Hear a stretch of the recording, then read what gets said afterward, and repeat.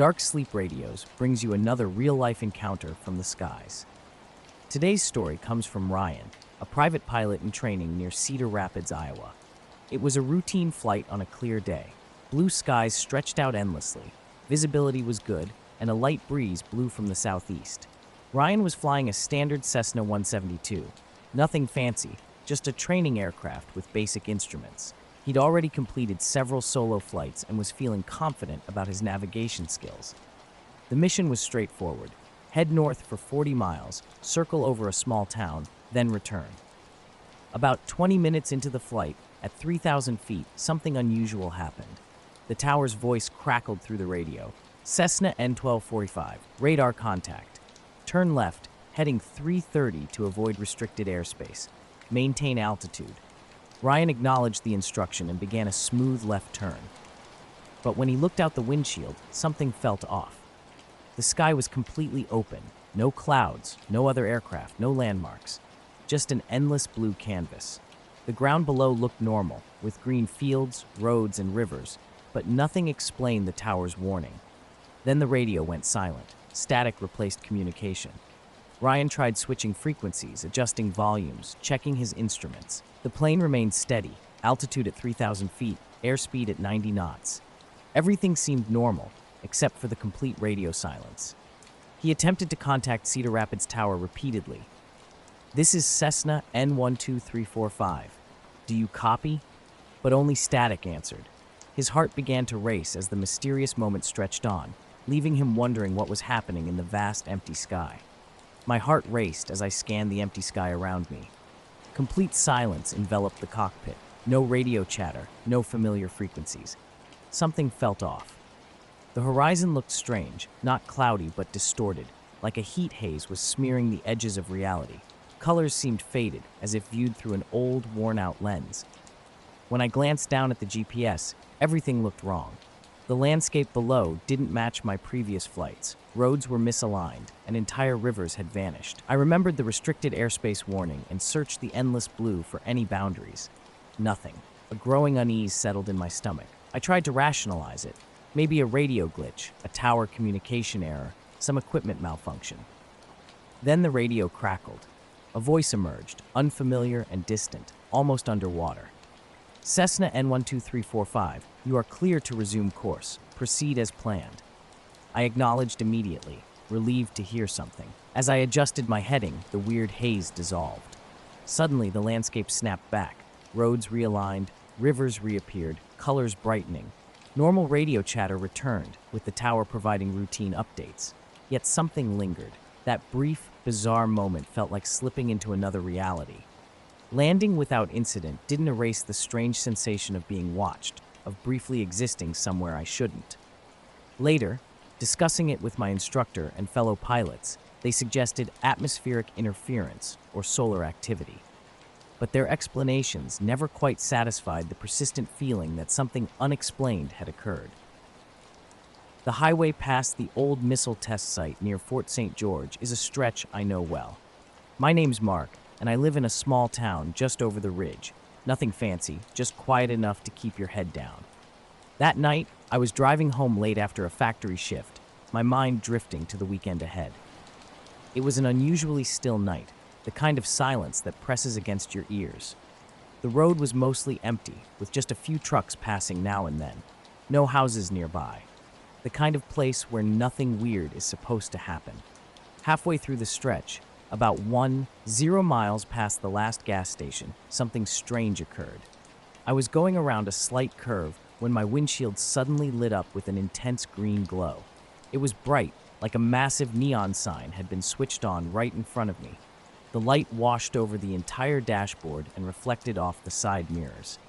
Instinctively, I slammed on the brakes, my heart racing. When I looked up, the sky was empty.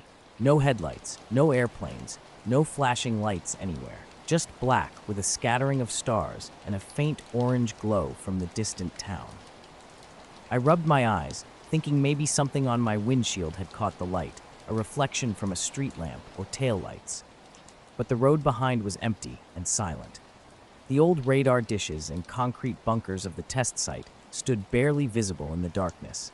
It was just a short flight of strange silence and sights, but it stuck with me. None of them had seen anything like what I described. To this day, I'm not sure what really happened. Sometimes when I look at the sky, I wonder if I glimpsed something that exists just outside what we can see or understand. The night felt different from the moment I started driving again. After stopping briefly, my engine's low hum fading, something felt off. The green light had lasted barely a second, but it left an unsettling impression that I'd glimpsed something I shouldn't have. As I drove slower, scanning the sky for any sign of what had lit up my windshield, the environment around me began to change. The familiar night smells, grass and dust, seemed muted, almost sterile. I was moving through a strange bubble where everything felt slightly wrong. My eyes kept drifting to the roadside trees. They looked normal, but an odd stillness hung around them, like they were frozen or anticipating something. A dark shape slipped between the trees just beyond my headlight's reach. When I blinked, it vanished. I checked the mirrors, no cars, no figures behind me. Probably just a deer, I told myself. But the feeling persisted. My skin crawled. I gripped the steering wheel tighter, my eyes darting around, expecting something to appear. Near the old missile test site, with its rusty, vine-covered gate, I slowed to a stop. The sudden silence made me nervous, and I wanted to check my phone. Predictably, no signal. It was a dead zone. Then I noticed the radio static. Normally, I'd catch faint local stations or late-night talk shows, but this was different. The static was louder, almost white noise, but with a strange, rhythmic quality. I tried different stations, but found only that eerie buzzing. After turning the radio off, I sat for a moment, trying to calm myself. That's when I saw it, a faint glow beyond the test site's fence. This wasn't like a flashlight or car light. It was low to the ground, a steady, pale green that pulsed slowly, like a heartbeat. I stared, wondering if I was imagining things. The light remained unchanged, steady, unnatural, constant. I was hiking with Josh and Mia up Mount Helix during spring break. We wanted to escape the usual noise, and the night was perfect. Clear skies, crisp air, and a quiet that felt almost empty. About 2 hours into our trail, something strange began to happen. It started with a green glow near the fence. When I got out of the car later, the night was eerily silent.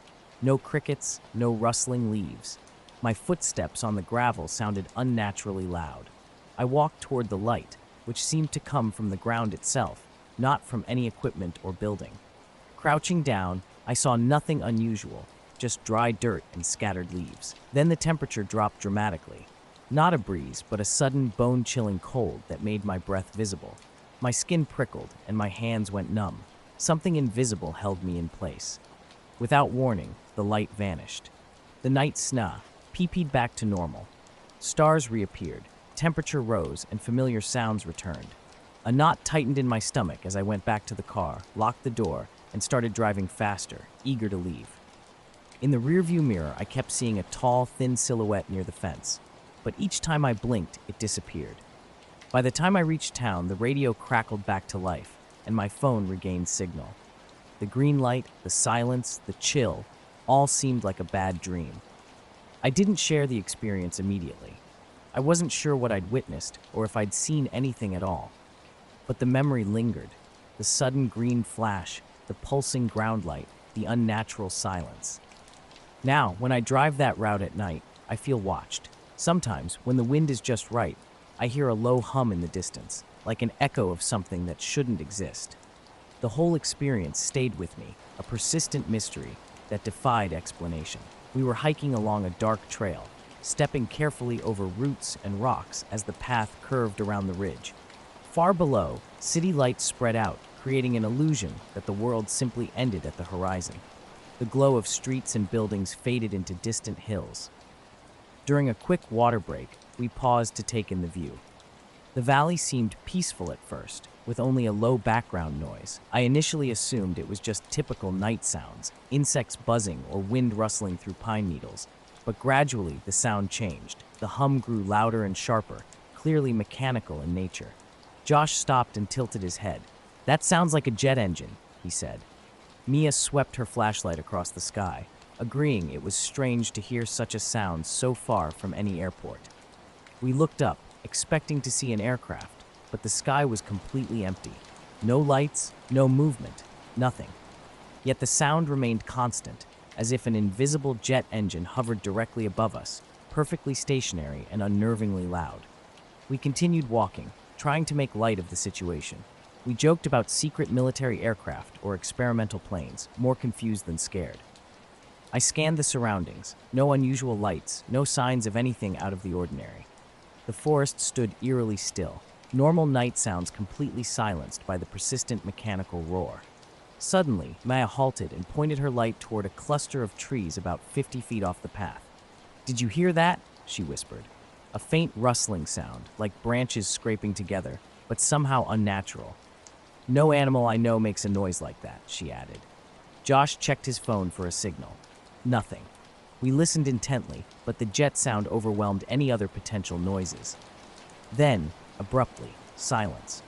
The engine noise cut off instantly, as if someone had flipped a switch. The sudden quiet felt more intense than the previous noise. Mia stared at the empty sky, then back down the trail. "That was weird," she muttered. Josh rubbed his neck, agreeing it seemed like the sound had never existed. We kept walking, but an unsettling feeling lingered. Something felt off. I found myself thinking about Baxter, my dog back home. Wait, no, he wasn't with us. Just me and my two companions. The silence made every other sound amplified. Our footsteps seemed loud against the forest floor, breaking the unnatural quiet that had settled around us. We were hiking a trail that seemed subtly different, though we couldn't quite explain why. The trees looked almost bleached, their bark lighter than I remembered. An eerie silence hung between us as we walked, broken only by our footsteps. Something felt off. We hadn't seen this bend before, but we all insisted we were on the same path. Josh's phone was dead, no signal at all. Mia swept her light across our surroundings, her unease palpable. The trail opened into a small cleave, ringed by trees. 3 tall, thin poles stood in the center, each about 10 feet high with dim, pale blue lights on top. These weren't natural lights. They looked artificial, like glass or plastic fixtures. When Josh touched one, it was unnaturally cold for a spring night. Without warning, the wind stirred. The blue lights flickered, and a jet engine sound emerged, but this time it seemed to originate from within the clearing itself. The stars vanished, replaced by an absolute black void.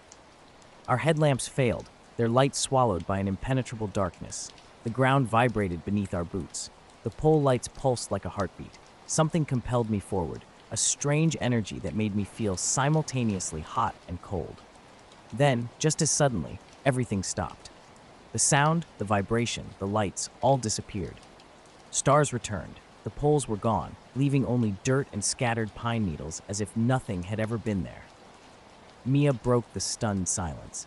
Did we imagine it? Josh pulled out his phone again, still without signal. We were back in the parking lot by 6 a.m., the city just beginning to wake up. Street lights flickered off as dawn brightened the sky. My watch, phone, and Mia's clock were all slightly different. 6 minutes here, a minute there. The whole trip felt like 3 hours, but the clock said almost 4. Something was off, and we didn't know what to say. The silence after the noise was heavier than anything I'd ever heard. The night seemed to have done something to us, something that stayed even after we returned to the normal world. Sometimes, when I'm lying awake, I swear I hear that distant drone again. But when I look outside, the sky is just full of stars, exactly as it should be. It started around 4 a.m., when I decided to take Baxter out for his early morning walk. I live on the edge of town, where houses thin out and streetlights give way to darkness. The sky was clear, moonless, with a handful of stars glimmering faintly above the rooftops. Cold, still air marked the early spring morning, sharp but not bitter. Baxter was unusually restless that day, tugging at the leash with a mix of excitement and urgency. Hoping to burn off some energy, I grabbed his leash, put on my jacket, and stepped out. The neighborhood was silent, save for the crunch of gravel and the click of Baxter's nails on the pavement. Dark houses lined the street, curtains drawn. That pre-dawn calm settled around me, the quiet solitude before the day begins. We headed down the street, Baxter sniffing and pulling me toward the small patch of trees at the end of the cul-de-sac. As we got closer, something strange caught my eye in the sky. 3 incredibly bright lights, arranged in a perfect triangle. We hurried back the way we came, scanning the trees for any sign we were being followed. The trail seemed normal again. The bend we'd seen earlier was gone, replaced by familiar markers. None of us remembered the time feeling off during the hike, but now nothing seemed to add up. The noise, the poles, the sky going black, none of it made sense. The street was empty and still, with no sound except for the faint rustle of leaves in a slight breeze. I was walking Baxter early in the morning when something caught my eye. 3 lights hung motionless in the sky, white but not harsh. They seemed to glow from within. Baxter stopped moving. His body went rigid, ears pressed flat against his head, a slight tremor running through him. He wasn't scared enough to run, but something was clearly wrong. The air felt different, thicker somehow. I scanned the area, expecting to see another person or a passing car, but nothing. My eyes locked onto the lights, which formed a perfect triangle against the black sky. I reached out to comfort Baxter, scratching his head, but he remained frozen. His eyes were wide and unball, inking, fixed on those strange lights.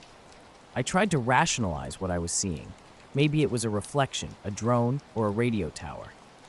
I squinted, hoping to see something behind the lights, but the sky revealed nothing. Several minutes seemed to pass, though time felt strange. Then, as if someone had slowly turned down a dimmer switch, the lights began to fade. They grew weaker and weaker until they vanished completely, leaving only stars behind. Baxter stayed still for a few seconds after they disappeared, then gradually relaxed. When we returned home, I looked back out the window. The sky looked normal now. I tried to tell myself I'd imagined everything, but Baxter's behavior didn't make sense. I haven't shared this with anyone. It wasn't the kind of incident you report to the police or news. It was quieter, stranger. I'm still trying to understand what happened that morning. Just me, my dog, and 3 perfectly positioned lights hanging silently above a neighborhood not yet awake. The road stretched out ahead, a ribbon of asphalt cutting through Nevada's vast desert landscape. I was east of Tonopah, cruising on Route 6 toward Elili in my Tacoma. The morning had started in Bishop, with leisurely stops at abandoned ghost towns along the way. By late evening, the warmth hung in the air, dry as old paper.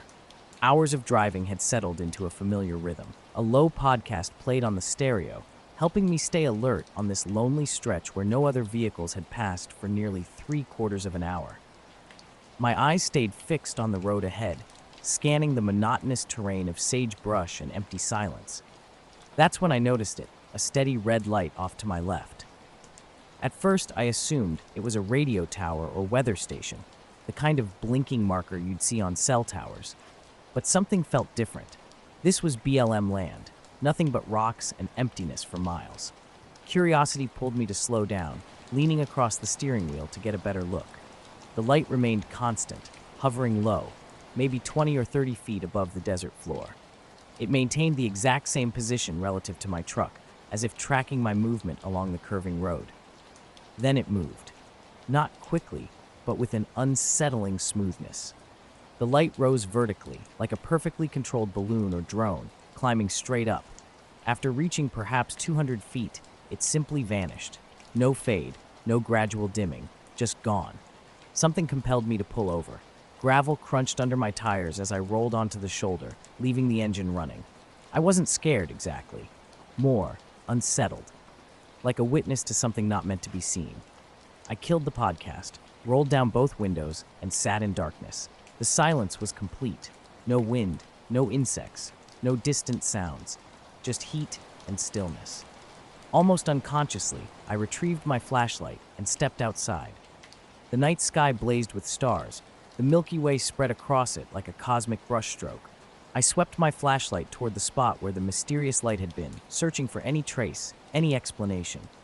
The highway stretched out before me, flat and empty under a red light, low hills barely visible in the distance. My truck's beam didn't reach far, and I didn't venture much beyond 10 feet from it. Something felt off, like standing at the edge of a deep pool you're afraid to fall into.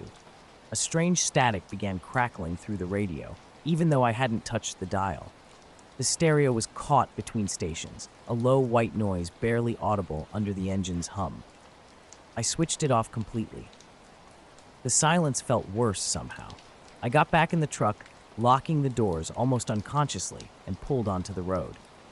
I tried convincing myself it was just a military drone, testing in the vast open airspace, but something about its movement nagged at me.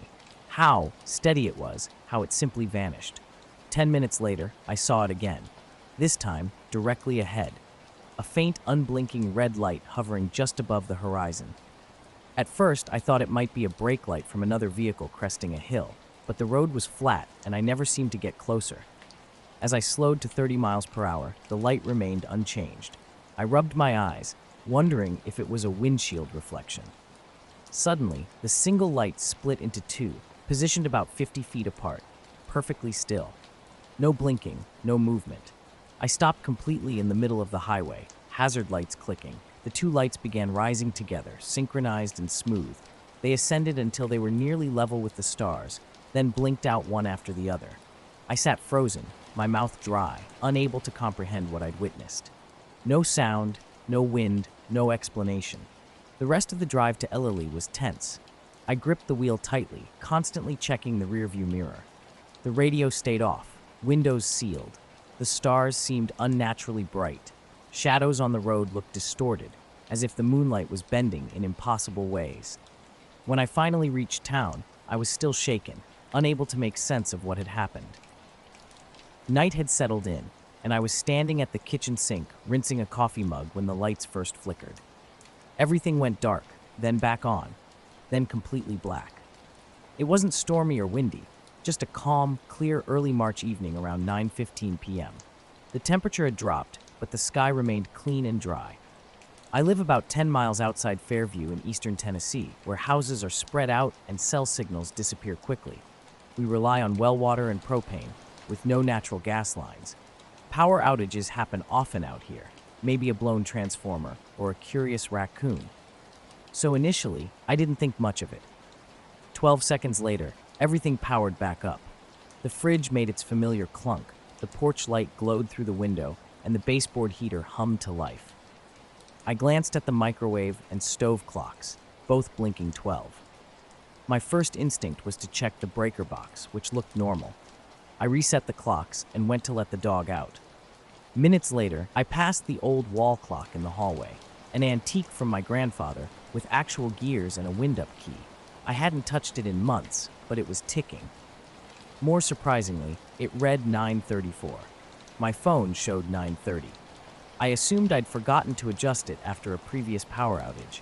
But then things got strange. The battery-powered alarm clock in my bedroom, the one in the den, and 4 other analog clocks in the house all showed 9:34, exactly 4 minutes ahead. Something wasn't right. That night, I checked into a small motel off the main road. The desk clerk seemed concerned, asking if I was okay. I just said I was tired. I left the curtains open, hoping to see those lights again, the ones that had hovered beyond the parking lot and risen above the town's hills. But they never returned. 3, not 5, 4 on the dot. The old wall clock's second hand moved steadily, no skips or lag. Something felt off about the synchronized times, though I couldn't quite put my finger on why. Outside, I sought fresh air and a chance to shake the strange feeling. Murphy, my dog, stood rigid near the yard's edge, ears trained on the tree line. Unusual for him, he didn't respond immediately when I called.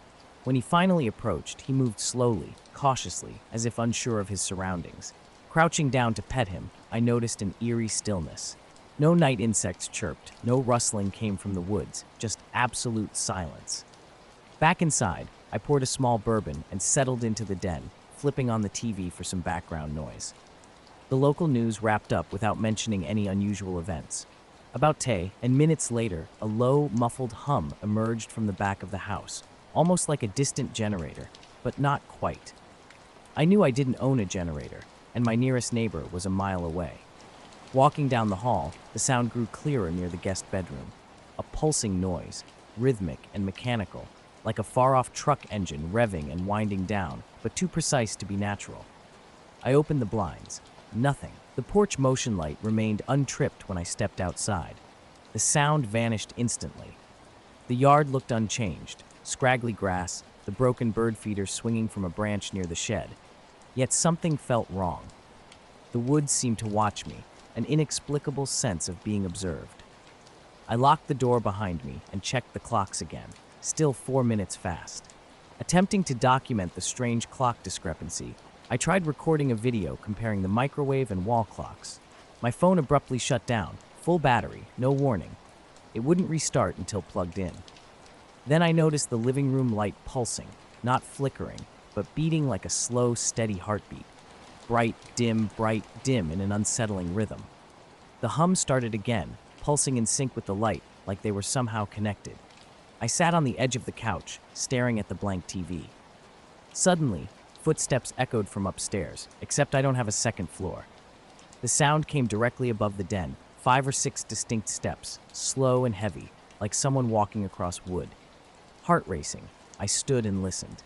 The ceiling fell silent, but the hum continued. I switched everything off, lights, TV, even unplugging the fridge. Standing in the dark, I waited. The hum stopped, and no more footsteps broke the silence.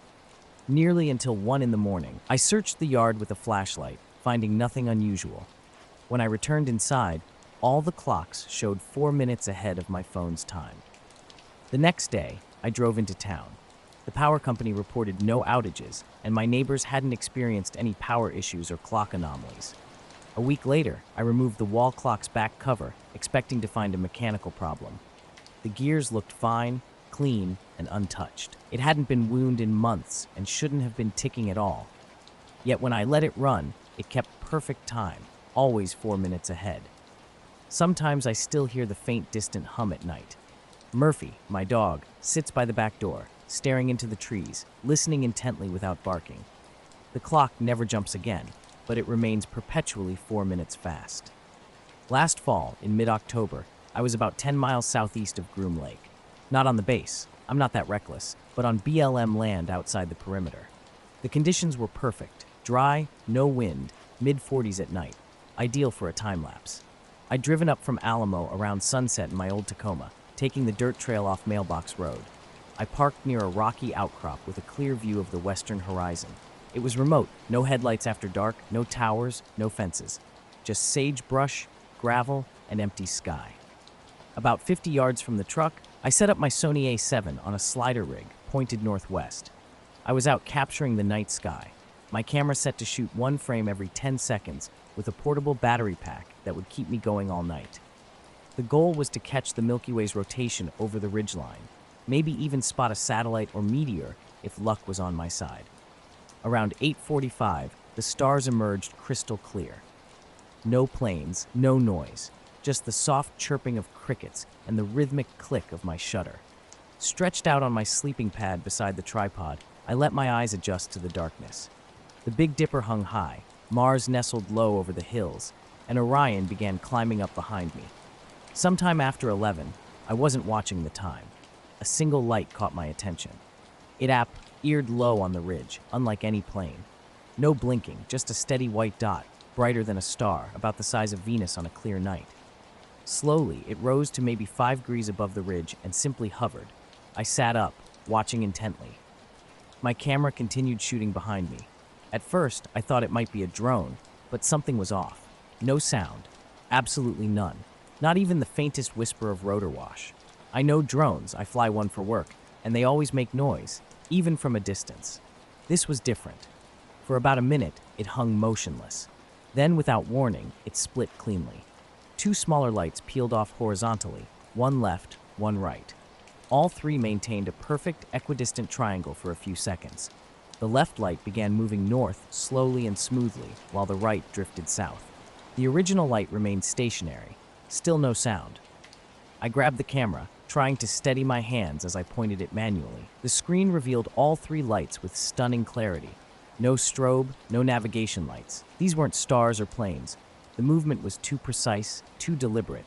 The outer lights curved back like boomerangs, rejoining the center point one at a time. Not quickly, not jarringly, just incredibly exact. The moment they touched, the light vanished, completely. Gone.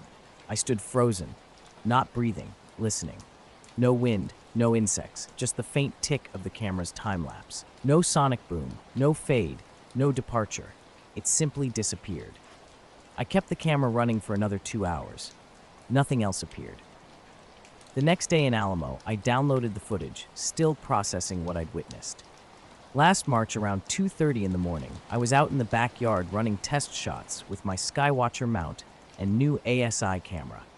Living on the edge of town about 15 minutes west of Missoula meant light pollution wasn't too bad after midnight. I usually shoot galaxies or clusters, nothing fancy, just pointing the scope at something and seeing what shows up.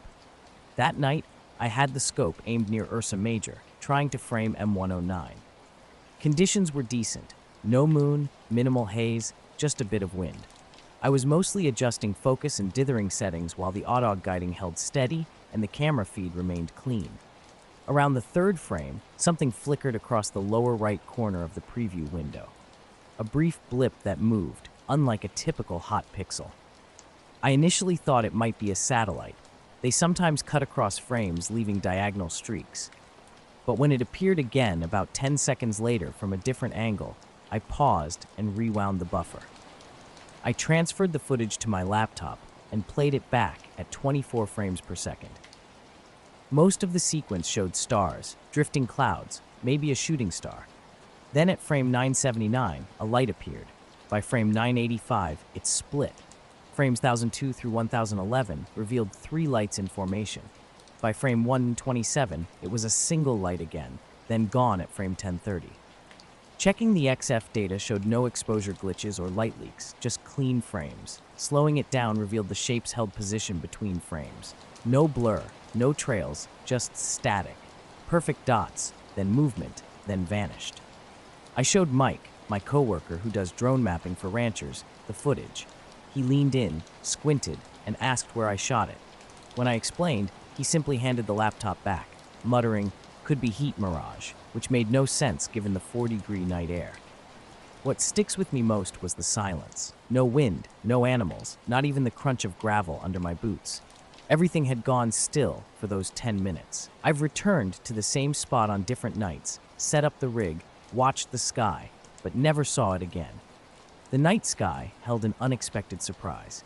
A faint point of light caught my attention, moving differently from any satellite I'd ever seen. It entered the frame from the lower edge, rising at a 30 degrees angle before bending right like a hook. Near the top, it slowed and then vanished completely. No fade, no trailing streak, just gone. Initially, I wondered if it might be a tumbling satellite. Sometimes these objects flash when sunlight hits them at certain angles. But this was different. It didn't rotate or flash. Instead, it changed direction entirely. I switched to manual tracking, trying to relocate it visually, but found nothing. My phone's Heavens Above app confirmed my suspicions. No satellite passes matched what I'd seen. The International Space Station wasn't scheduled, and known low Earth orbit satellites weren't anywhere near this section of sky. When I looked up with just my eyes, the landscape was empty. No planes, no contrails, not even a blinking dot. An eerie stillness had settled over everything. The wind had completely died down. My neighbor's horses stood motionless, and the trees were silent. Zooming in on the footage revealed more strange details. The object appeared in just 5 frames, maintaining consistent brightness, with no flicker or distortion. The movement was truly bizarre. In one frame, it moved upright. The next, it stalled. Then suddenly, it zipped left like a reverse slingshot before disappearing. Satellites can't do this. Planes can't do this. Nothing I know moves this way without visible propulsion or turning. I saved the clip, backed it up, and sat there as my coffee went cold. Around 3:10 a.m., another odd occurrence caught my attention. The telescope was drifting slightly, off by a few arc minutes per second. I hadn't touched anything. The hand controller lay on the ground next to the tripod, yet the mount seemed to be adjusting itself. I stopped tracking and reset everything. A go-to command initially worked normally, but then stalled halfway to Vega, locking up completely. No error messages, no warning beeps, it just froze. After powering off and rebooting, everything appeared normal, but something felt off. I noticed something was off with my telescope that night. The equipment had never glitched before, not once.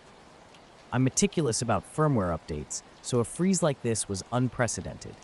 I packed up earlier than usual, sensing something strange in the air. It wasn't cold, but the sky felt flat, somehow lacking its usual depth. I know it sounds odd, but that's the best way I can describe it. The next day, I examined the footage on my desktop, trying every technique I knew, stabilizing, enhancing brightness, slowing it down. Each attempt yielded the same result, a small, steady point of light moving in a way that defied explanation. I posted the footage on a local astronomy forum, hoping someone might have insights about what I'd seen. Strangely, there were no replies, not even views, unusual for such an active board. Later that week, I showed the video to Doug, a retired Air Force mechanic who does imaging with an 8-inch reflector. He studied it intently, then leaned back with a cryptic comment. "That's not a bird, not a drone, and not one of ours." About a month later, another bizarre incident occurred. Just after 1 a.m., I was working in the garage on my truck. The telescope was folded in the corner, its mount still plugged in from the previous night. As I tightened the belt tensioner, I heard the mount power on by itself. Despite the dark garage, I could see the green glow of the controller screen through the dust cover. It began moving slowly, quietly, though the scope remained locked in place. I walked over and shut it off immediately. Sleep was elusive that night. Since then, I've seen nothing out of the ordinary. I still take the telescope out a few nights a week when conditions are clear. But now I'm careful, the mount stays unplugged, and I've switched to manual guiding. Sometimes, while setting up or checking my shots, I'll pause and look up. Just stars, just sky. But occasionally, an unsettling feeling creeps in, like something is watching back. One of those points of light seems different, waiting to move again. The airport was quiet that late September Wednesday. Most days, it was just me and Ernie. He handled fuel, I did repairs. Just a small airfield with some weekend Cessnas and a few hangars. I'd been working maintenance since getting laid off from Delta in '09. The weather was decent, cool and dry with a light haze. No planes had come or gone after 3 p.m., though not because of any conditions. I was finishing up, having just sealed the strut on Jack Malay's 172 and running through the final checklist. As I walked toward the hangar's big roll door, that's when I heard it.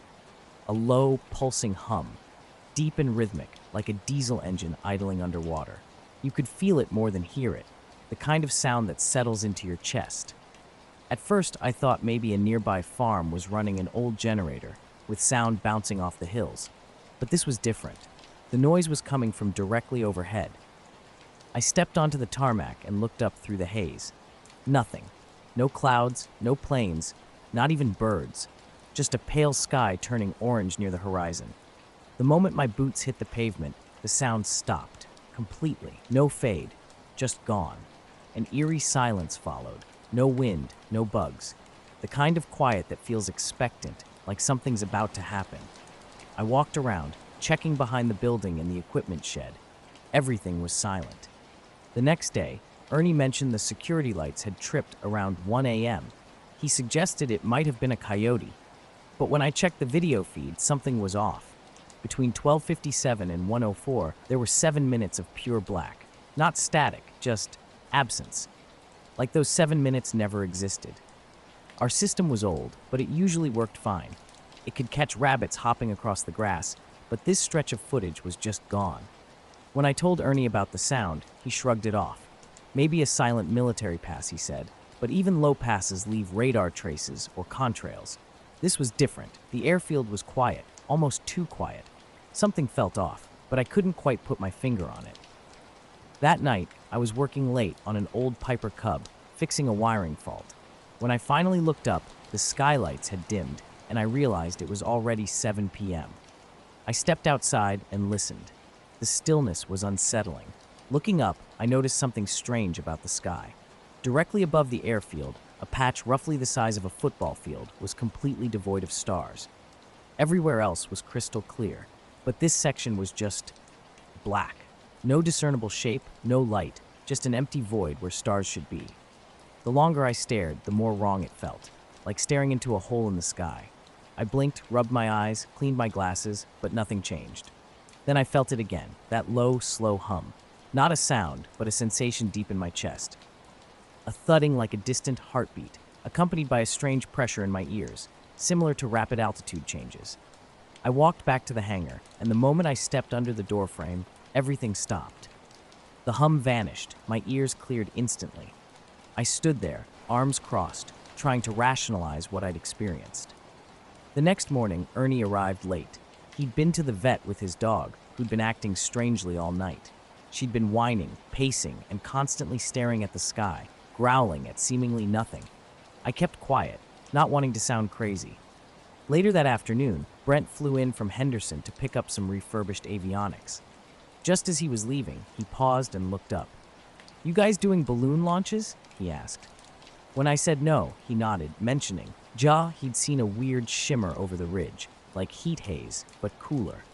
Nothing that heavy moves without vibration. We would have felt it in the hangars, but something was definitely not right.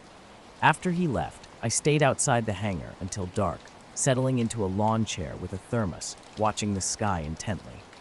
The spot where he'd parked remained unchanged, a starless patch with just a faint atmospheric shimmer, almost invisible unless you were deliberately looking for it. Around 8:45, that familiar hum returned. This time, it didn't fade. Instead, it grew progressively denser, not louder but more substantial, as if the air itself was becoming more compact. Suddenly, the taxiway lights flickered once, then the hangar lights cut out completely, plunging everything into total darkness. My heart raced. Initially, I thought the electrical grid might be failing. The airfield was on an old line. Then the security floodlight on Hangar 1 blazed brilliantly for 3 seconds before snapping off again. Everything went silent. I stood frozen, unsure how long I remained motionless. Eventually, the lights restored themselves simultaneously, bringing an eerie calm. No hum, no flicker, just quiet. About a week later, a call from the airfield's weather station vendor disrupted my routine. The tech reported a localized pressure dip directly above our GPS coordinates, lasting approximately 4 minutes the previous Wednesday. He suggested it might be a sensor fault, but wanted to confirm. When I asked about the pressure drop's magnitude, he paused. A localized drop of 2.1 kilopascals, he said, centered about 300 feet above ground level, like a sudden absence of mass. Since that moment, I've changed. I don't stay past sunset. I avoid flying. I keep my head down, fixing what needs repair. But occasionally, during that twilight moment when light flattens and air turns still, I sense something, faint, fleeting, as if something hovers above, waiting. It happened while reviewing drone footage from our desert tortoise habitat survey near Amboy Crater. We'd spent a week in the Mojave. Endless heat, dust, and monotony. Back home in Riverside, I began sorting through the unremarkable flyover files. The early morning silence was absolute. No wind, no birds, not even a rabbit stirring among the rocks. My drone footage, recorded around 6:40 a.m. when sunlight was just beginning to stretch shadows thin, caught something unusual. Skipping through 5-second jumps, I spotted it. A shadow gliding across the rocks from left to right. Perfectly round, smooth as glass, but pitch black. It moved slowly, about 10 feet per second, without a sound. Nothing visible in the sky above it. I paused, scrolled back, played again.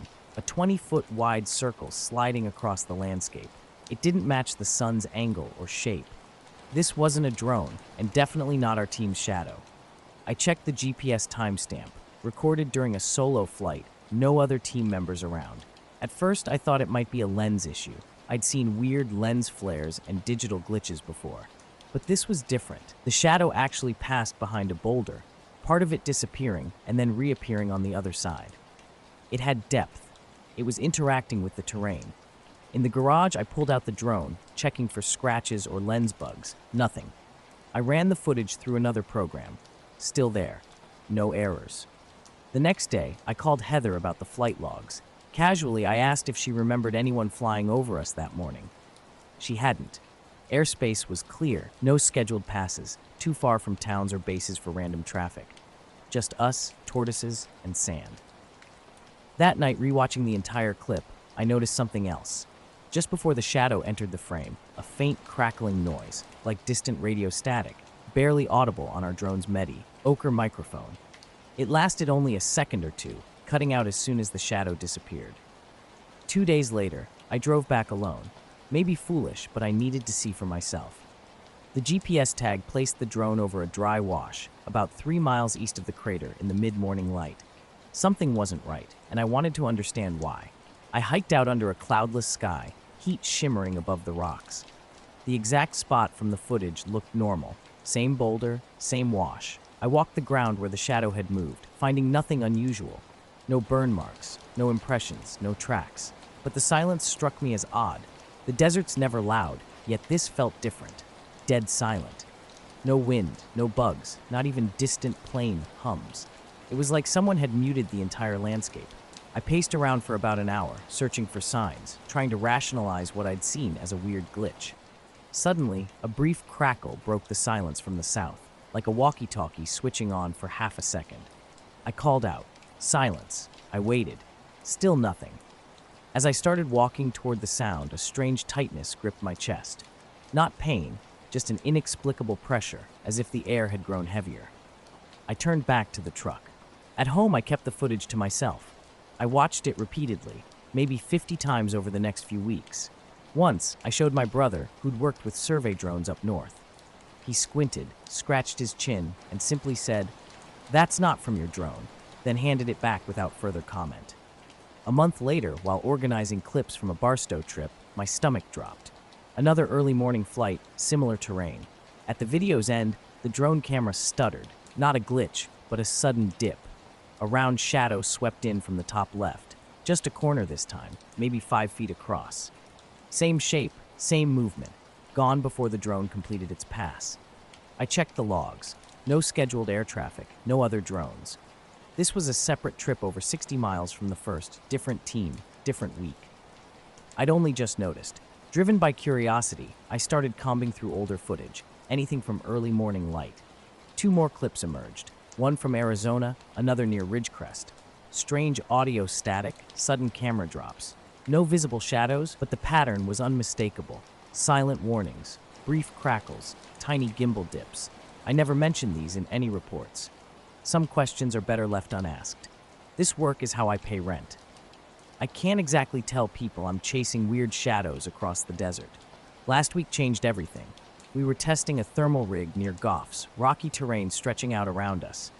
Late afternoon, the heat brutal enough to sear skin. 2 grad students were with me, and we'd just finished our work. One final drone launch to capture overhead footage before the light shifted. Everything went smoothly for about 3 minutes. Then the video feed cut to black for 2 seconds before returning. The drone was fine, no errors, still in position. But that night, reviewing the footage revealed something strange. The black frame wasn't empty, it wafted. Not pure darkness, but a solid dome that filled almost the entire frame. Faint terrain edges were barely visible, as if the drone had passed under something, though its flight path never dipped. It should have been open sky. A subtle static buzzed for exactly 1.8 seconds, then vanished. I haven't flown since. I told the team it was an equipment malfunction, requiring recalibration. But I don't really know what I saw. These shadows move without light. They appear where nothing exists, and they're showing up more frequently. Always in the middle of nowhere, always when it's quiet, always watching from above. Last March, early spring, I was hiking with my buddy Kevin near Fort Wuka in southern Arizona. The weather was perfect, cool in the shade, warm in the sun. We'd explored a few trails that season, but this one was new.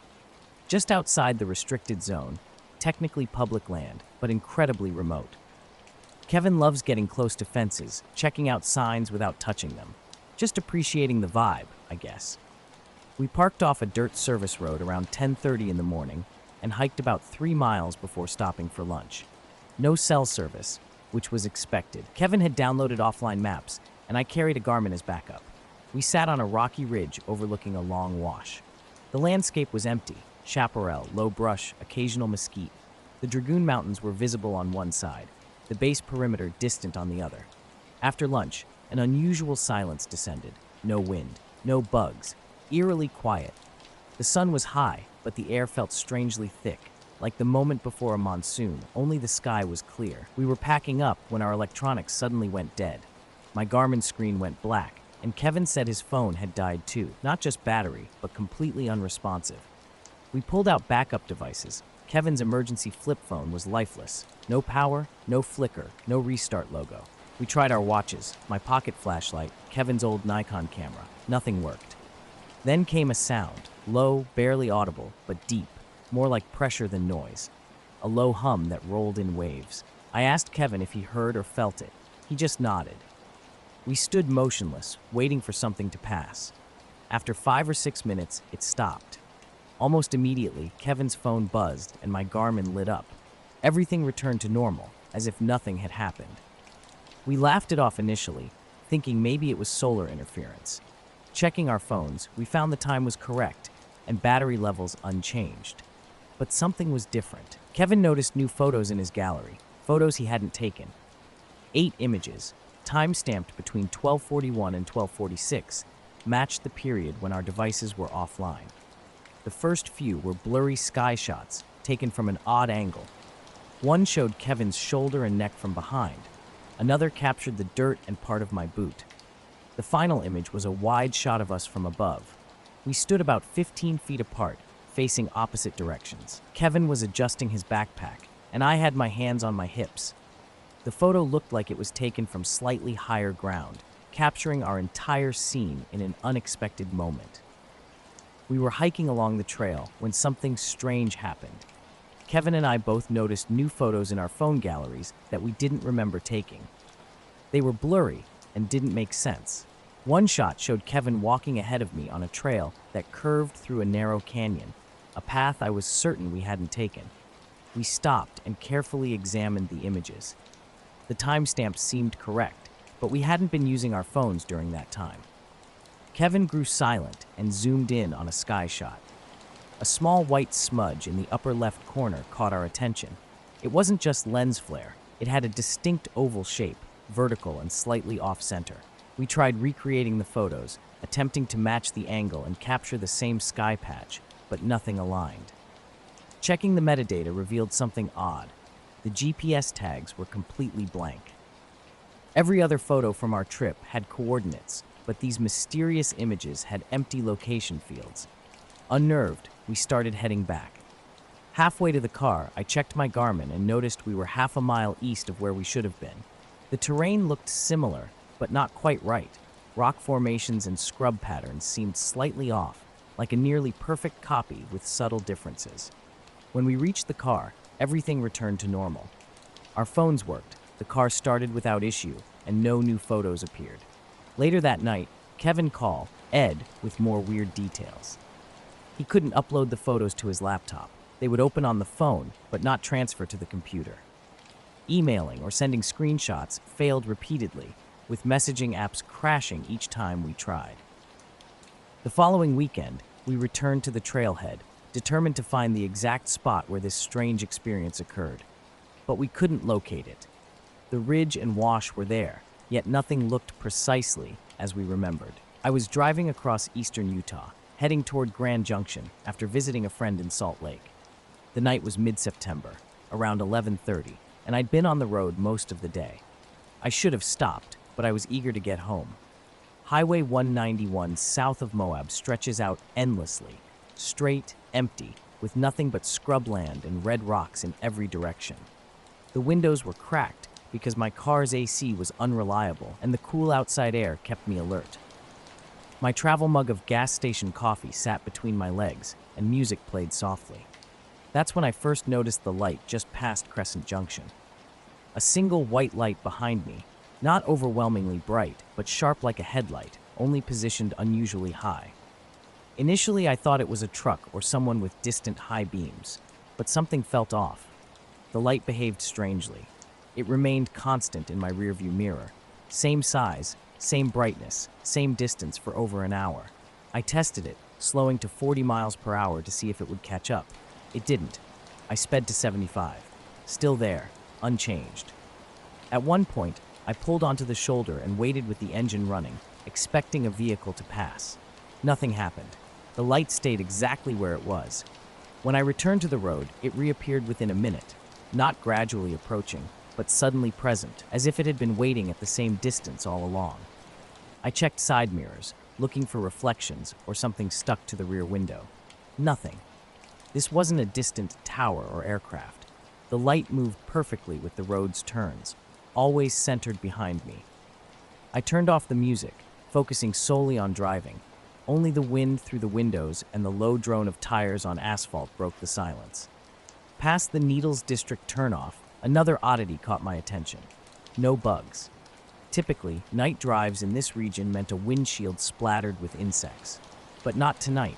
The photos are still on my phone. I've stopped trying to send them. Sometimes, I look at that one image of us standing apart, with no one else in the frame. I don't remember posing like that. I can't recall who took the picture. It feels like we took a wrong turn somewhere, though the GPS trail suggests otherwise. The highway stretched out before me, silent and unchanging. Suddenly, the clock on my dashboard flickered to 2004, though I could have sworn it was just past 1 a.m. moments ago. I'd been planning to stop at a rest area near Monticello for a quick nap, but something felt off. Earlier, I'd passed an old boarded-up gas station with rusted signs and vintage pumps. In my rearview mirror, 2 lights appeared, perfectly spaced like headlights, always maintaining the same distance behind me. When I switched off my own lights, they vanished into total blackness. Flipping them back on, the lights reappeared instantly, unmoved. Static began crackling through my radio speakers, though I hadn't turned it on. I tried to switch it off, but the interference continued for about 20 seconds before fading. The road remained unchanged. No exits, no towns, just an endless stretch of highway. Without warning, the mysterious lights disappeared. I didn't see them drift away. They simply weren't there anymore. I slowed down, rolled down the windows, listening. Silence. At Monticello, I pulled into a gas station just opening up. The friendly, older attendant seemed unperturbed. When I asked about other vehicles or anything unusual, he just shrugged. It's a weird part of the state. You see things, he said, quickly changing the subject. In the parking lot, I watched the sun rise. My phone showed full bars, but no notifications, nothing from the past 2 hours. Even the map app hadn't logged my location. Something strange had happened, but I couldn't explain what. The Nevada desert was quiet, impossibly still. Late April nights were cool, but not freezing, with a sky so clear it seemed infinite. I'd camped here before, drawn by the absolute silence, a place where even wind seemed to hold its breath. Around 6 p.m., I set up a simple camp between low rock formations, a 2-person tent, sleeping bag, cooler, and pack. No fire, just my jet boil for hot water if needed. I hiked a short ridge near sunset, ate a quick dinner of jerky and a granola bar, then crawled into my sleeping bag around 10. Usually, desert camping means interrupted sleep. The cold ground and rocky terrain make comfort challenging, but this night was different. I fell into a deep, dreamless sleep, completely uninterrupted. Something woke me at 4:13 a.m.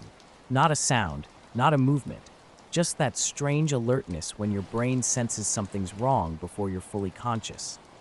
I checked my phone, battery fine. I opened my GPS app, expecting to confirm my location, but something was off. The app showed my coordinates were 2 miles northeast of where I'd parked. I double-checked, reopening the app and consulting my offline map. My previous pins were intact, including the one from that night. Yet my location had inexplicably shifted. Everything around me looked exactly the same. The rocks, the flat ground, the Joshua tree with its reflective marker. My boots sat where I'd left them. I checked the ground for tracks. Nothing had changed. The trip to Grand Junction should have taken 6 hours. I'd left Salt Lake at noon, but didn't arrive home until almost 9 the next morning. The last pin was near a gas station I'd passed over an hour and a half earlier. Something strange had happened in that desert, something I couldn't explain. The stillness was eerie. Soft, dusty gravel spread beneath my feet, showing every step I took. No marks interrupted the ground, no drag lines, no tire treads, no animal prints.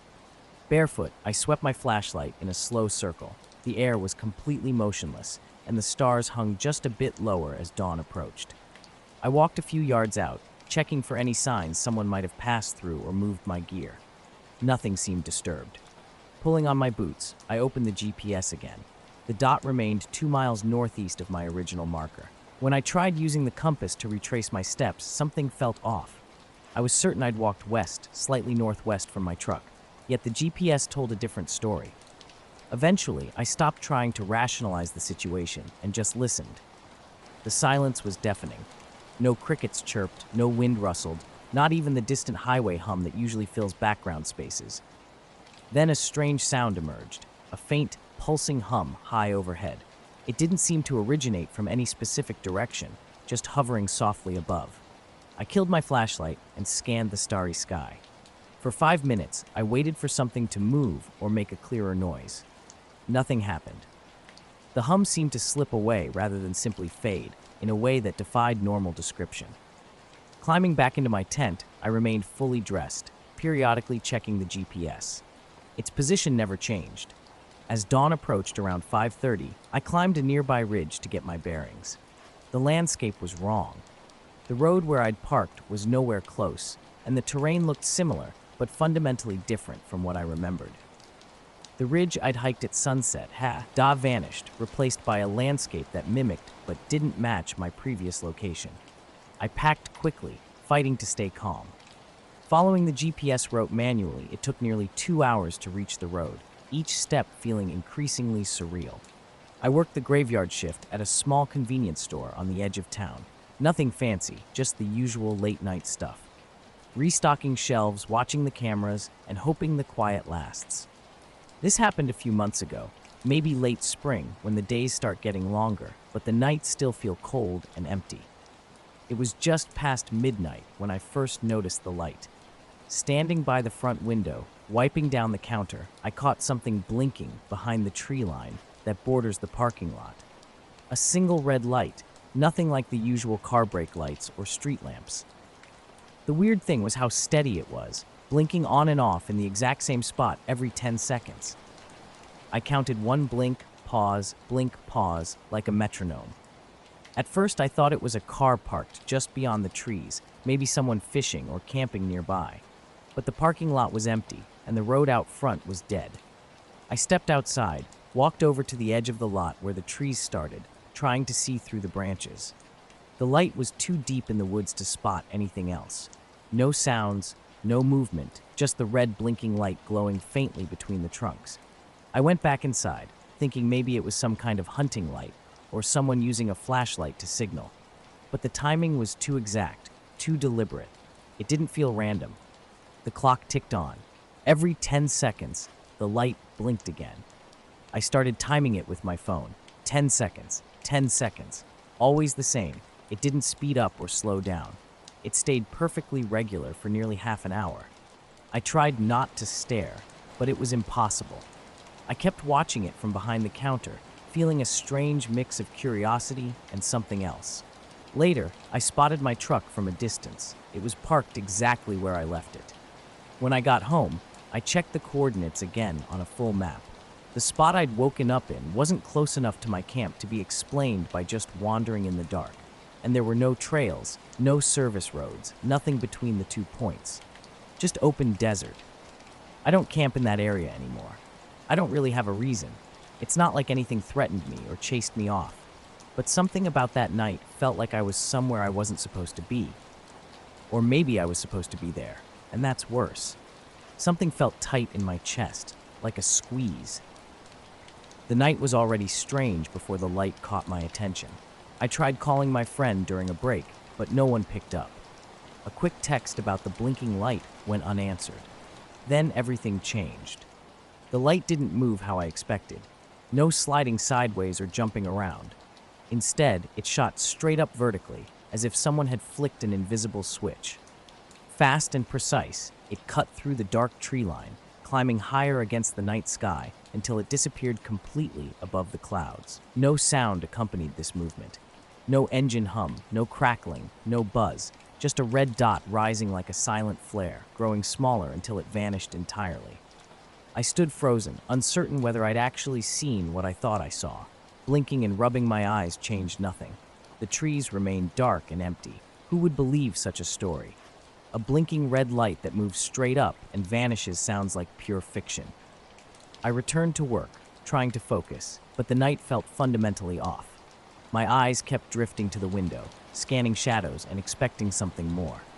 Hours later, near closing time, soft footsteps crunched on the gravel outside, slow, deliberate. The parking lot appeared completely empty when I kept up. Heart racing, I stepped outside and scanned the tree line. Nothing moved except wind rustling leaves. I didn't want to stay any longer. Grabbing my things, I locked up early and drove home. A quick glance in the rearview mirror revealed what might have been a faint red glow near the trees, but when I looked again, it had disappeared. My phone buzzed. My friend's belated message read, "Sorry, fell asleep. Everything okay?" I couldn't explain what happened, so I simply replied, "Yeah." Back home, I checked the store's security footage. Nothing unusual. No light, no movement. Just the typical empty parking lot. The cameras hadn't captured anything strange. This absence of evidence made the entire experience even more unsettling. Sometimes I still think about that light. Its steady blinking, its silent, vertical rise, its mysterious vanishing. I'm left with more questions than answers. I was 16 when this happened, and for a long time, I kept it to myself. Not because I feared getting in trouble, but because I couldn't find a way to describe what occurred without sounding completely unbelievable. It was a hot, buggy day in early August when I went on a solo hike. My dad had taken me camping often when I was younger, so being alone in the woods felt familiar. I wasn't far from home, about 5 miles north of the old fire road behind our neighborhood. There's a small clearing off a side trail, maybe 10 minutes from the main path, that I'd visited before. I loved it because hardly anyone else ever went there, likely due to how overgrown the trail was. I left around noon with a small pack. Just water, a snack, flashlight, and my phone. I wasn't planning an overnight trip, just wanted some time to myself. The hike-in was completely ordinary. No one else was around after I passed the trailhead. I reached the clearing a little after 2 p.m., checking my phone to ensure enough daylight for the return trip. After eating a granola bar, I lay down in the grass and accidentally fell asleep. It wasn't intentional. Just one of those thick summer days where the heat makes your body slow down and your eyes drift closed. When I woke up, something felt off. The light was wrong, dusky and gray, more like late evening than afternoon. I checked my phone, 5:41 p.m. Somehow, I'd been asleep for almost 4 hours, which made no sense. But what struck me as truly strange was the absolute silence. Usually, this clearing buzzed with life, birds, crickets, wind rustling through trees. Now, everything was completely still. No wind, no insects. The trees didn't even move. As I stood up, feeling disoriented, I noticed my pack had been slightly unzipped. Not wide open, just cracked as if someone had started to look inside and then stopped. My flashlight sat next to the bag, removed and placed deliberately, like someone had considered borrowing it, but then changed their mind. I know something was there that night, watching from just beyond the trees. I couldn't see it, but I felt it. I picked up my pack, and everything seemed normal. The water bottle was still there, and my phone had been in my pocket the whole time. Yet something felt off. I started scanning the tree line, searching for any sign of movement. Nothing caught my eye, but an uneasy feeling settled deep in my chest. Without consciously deciding to, I backed toward the center of the clearing. No sounds, no footprints, just this overwhelming sense that I wasn't alone. Decision made, I decided to head back immediately. Darkness was approaching, and I didn't want to be in these woods if someone else was lurking around. I moved quickly, barely pausing, while the woods remained eerily silent. No animal sounds, no hikers, no breeze, total silence. Only when I reached the fire road did the normal forest sounds return, as if someone had suddenly flipped a switch. Cicadas and birds burst CK to life. By the time I got home just after 7, my mom noticed I looked sun-kissed and asked if I'd had fun. I mumbled about a normal hike, avoiding any mention of the strange experience. Later that night, while scrolling through photos to delete old ones, I discovered something bizarre. A video thumbnail appeared without a timestamp, just a dark, grainy first frame showing tree outlines. Curious, I tapped it. The 12-second video was shaky, seemingly recorded secretly from about 30 feet away in the tree line. It showed me sleeping exactly as I remembered, curled on my side, arms under my head. Slow, uneven breathing could be heard, but not from me. The camera remained fixed, slightly zoomed in, then abruptly cut to black. I stared, frozen, for several minutes. Checking the file details revealed nothing.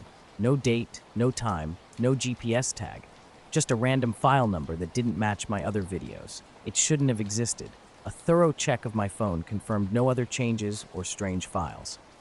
I kept hiking after that day, but I stuck to open trails where other people were around. Sometimes I'd sense something behind me, not close, but not far either. Just distant enough to stay hidden. I never found another video like the first one. A few months later, it vanished completely. I didn't delete it. It simply disappeared. I searched every folder, ran checks, even connected my phone to my laptop. Nothing. It was as if the video had erased itself. But I remember it vividly. The way I looked lying there, how the trees moved subtly in the background, and most chillingly, how the breathing quickened just before the video ended, suggesting whatever was filming was getting closer. My backpack seemed untouched. No dirt, no scratches, no signs of forced entry. The flashlight worked fine. The zipper was intact, but the video wasn't an accident. I don't use cloud backups. No one else has access to my phone, which never leaves my side. Even if someone had snuck up while I slept, they'd have had to unlock the phone, record the video, save it, and lock it again, all without waking me. And that doesn't explain the breathing. The video was real. I watched it again with the volume up. The breathing was there. Soft, slow, but unmistakably human-like. That night, sleep was impossible. I kept checking my window, my closet, making sure my phone was where I'd left it. I didn't show anyone. Deleting it crossed my mind, but I couldn't. It was a typical night on my country porch, beer in hand, something I'd done hundreds of times before. One of those eerily quiet evenings where the world seems suspended, holding its breath. No wind, no insects, just my old dog shifting on the porch boards, creaking in the rocking chair. I've always enjoyed stargazing, not in any profound way, just appreciating the calm. With no light pollution, on a good night, the entire sky opens up. You can see the faint edge of the Milky Way. This was one of those nights, crisp and clear. Cool enough to keep mosquitoes away, warm enough to be comfortable. The night was calm, and I was outside without my jacket, not even bothering with the porch light. My mind was wandering, drifting as I watched the sky. Satellites crawled overhead, moving in their steady, predictable lines. Planes with their blinking red and white lights dotted the high altitude. I know the difference between these things. I'm not someone who jumps to crazy conclusions about sky phenomena. But something caught my attention. A star to the left, just above the horizon, seemed different. Bright, but not the brightest. At first, nothing seemed unusual. Then I noticed it was moving, not quickly, but drifting slowly from right to left. It wasn't going up or down, just sliding sideways. Unlike other stars, this one didn't twinkle. Instead, it held a steady, cold glow like a distant headlight, pale white. I watched for a full minute, trying to make sense of it. Maybe a satellite at an odd angle, or a high-altitude weather balloon. But it had no shape, no outline, no color variation, no blinking. Just a small white dot moving where nothing should move. Then it stopped. Not a gradual slowdown, but an instant halt, like a cursor freezing on a screen. It hovered for about 10 seconds before blinking out completely. Not fading, but vanishing as if someone had flipped a switch or deleted it from existence. I rubbed my eyes, wondering if fatigue was playing tricks on me. Scanning the area where it had been, I saw nothing. Just the black sky and normal twinkling stars. No clouds, no light flashes, no sound. I waited, but it didn't return. When I stood and stretched, the silence struck me. The dog was sitting unusually still, ears forward, staring intently into the dark field beyond the fence. I called his name, but he didn't respond. His gaze remained fixed on something invisible to me. At first, I saw only tall grass, but looking closer, I realized the grass wasn't moving naturally. It wasn't swaying in the wind, but shifting as if something was moving beneath it. The yard looked still, but something felt wrong. I was low to the ground, scanning carefully, unable to hear any movement. Just a faint swaying pattern that seemed disturbed from underneath. My flashlight from the table by the door clicked on, its beam barely reaching 20 feet into the darkness. The grass appeared normal under the light, but when I moved toward the fence, something quick ducked down, maybe a head or shoulder dropping low. Suddenly, the dog barked once, loud and sharp, then went silent again. I kept the light pointed where I'd seen movement, but nothing appeared. No animals, no person, just emptiness. I stood watching for 10 minutes. The world felt slightly broken. Not scary exactly, just off. A low buzzing sound crept into my awareness, not like an engine, more like a phone vibrating on a table. Barely perceptible, but once heard, impossible to ignore. The dog relaxed, laying back down as if nothing had happened. I turned off the flashlight and sat, holding my beer, watching the stars. That light never returned. The next night, curiosity drew me back to the porch. Same setup, same time, same clear sky. I stared at the spot where something had vanished, but saw nothing unusual. After an hour, I gave up and headed inside. Just as the door shut, a soft sound caught my attention, something brushing against the house. A gentle scraping, like a branch dragging across the siding. I waited, listening. It came again, closer to the kitchen window. Keeping the lights off, I pulled the curtain back slightly and peeked out. Nothing. Slowly, I stepped back onto the porch. The dog followed, tail down, ears back. No barking this time, just staying close, staring toward the back of the house. Flashlight in hand, I swept the beam across the wall and grass. Still nothing. No animal tracks, no broken branches, no wind. But as I rounded the far side of the house, something caught my attention. I woke up a little after 5 because my dog started whining. She sleeps at the foot of the bed and usually doesn't make a sound unless she needs to go out. She's older, so I figured it was just her bladder, and I got up without thinking much about it. When I slid the back door open, she stopped short, just stood there staring at the yard.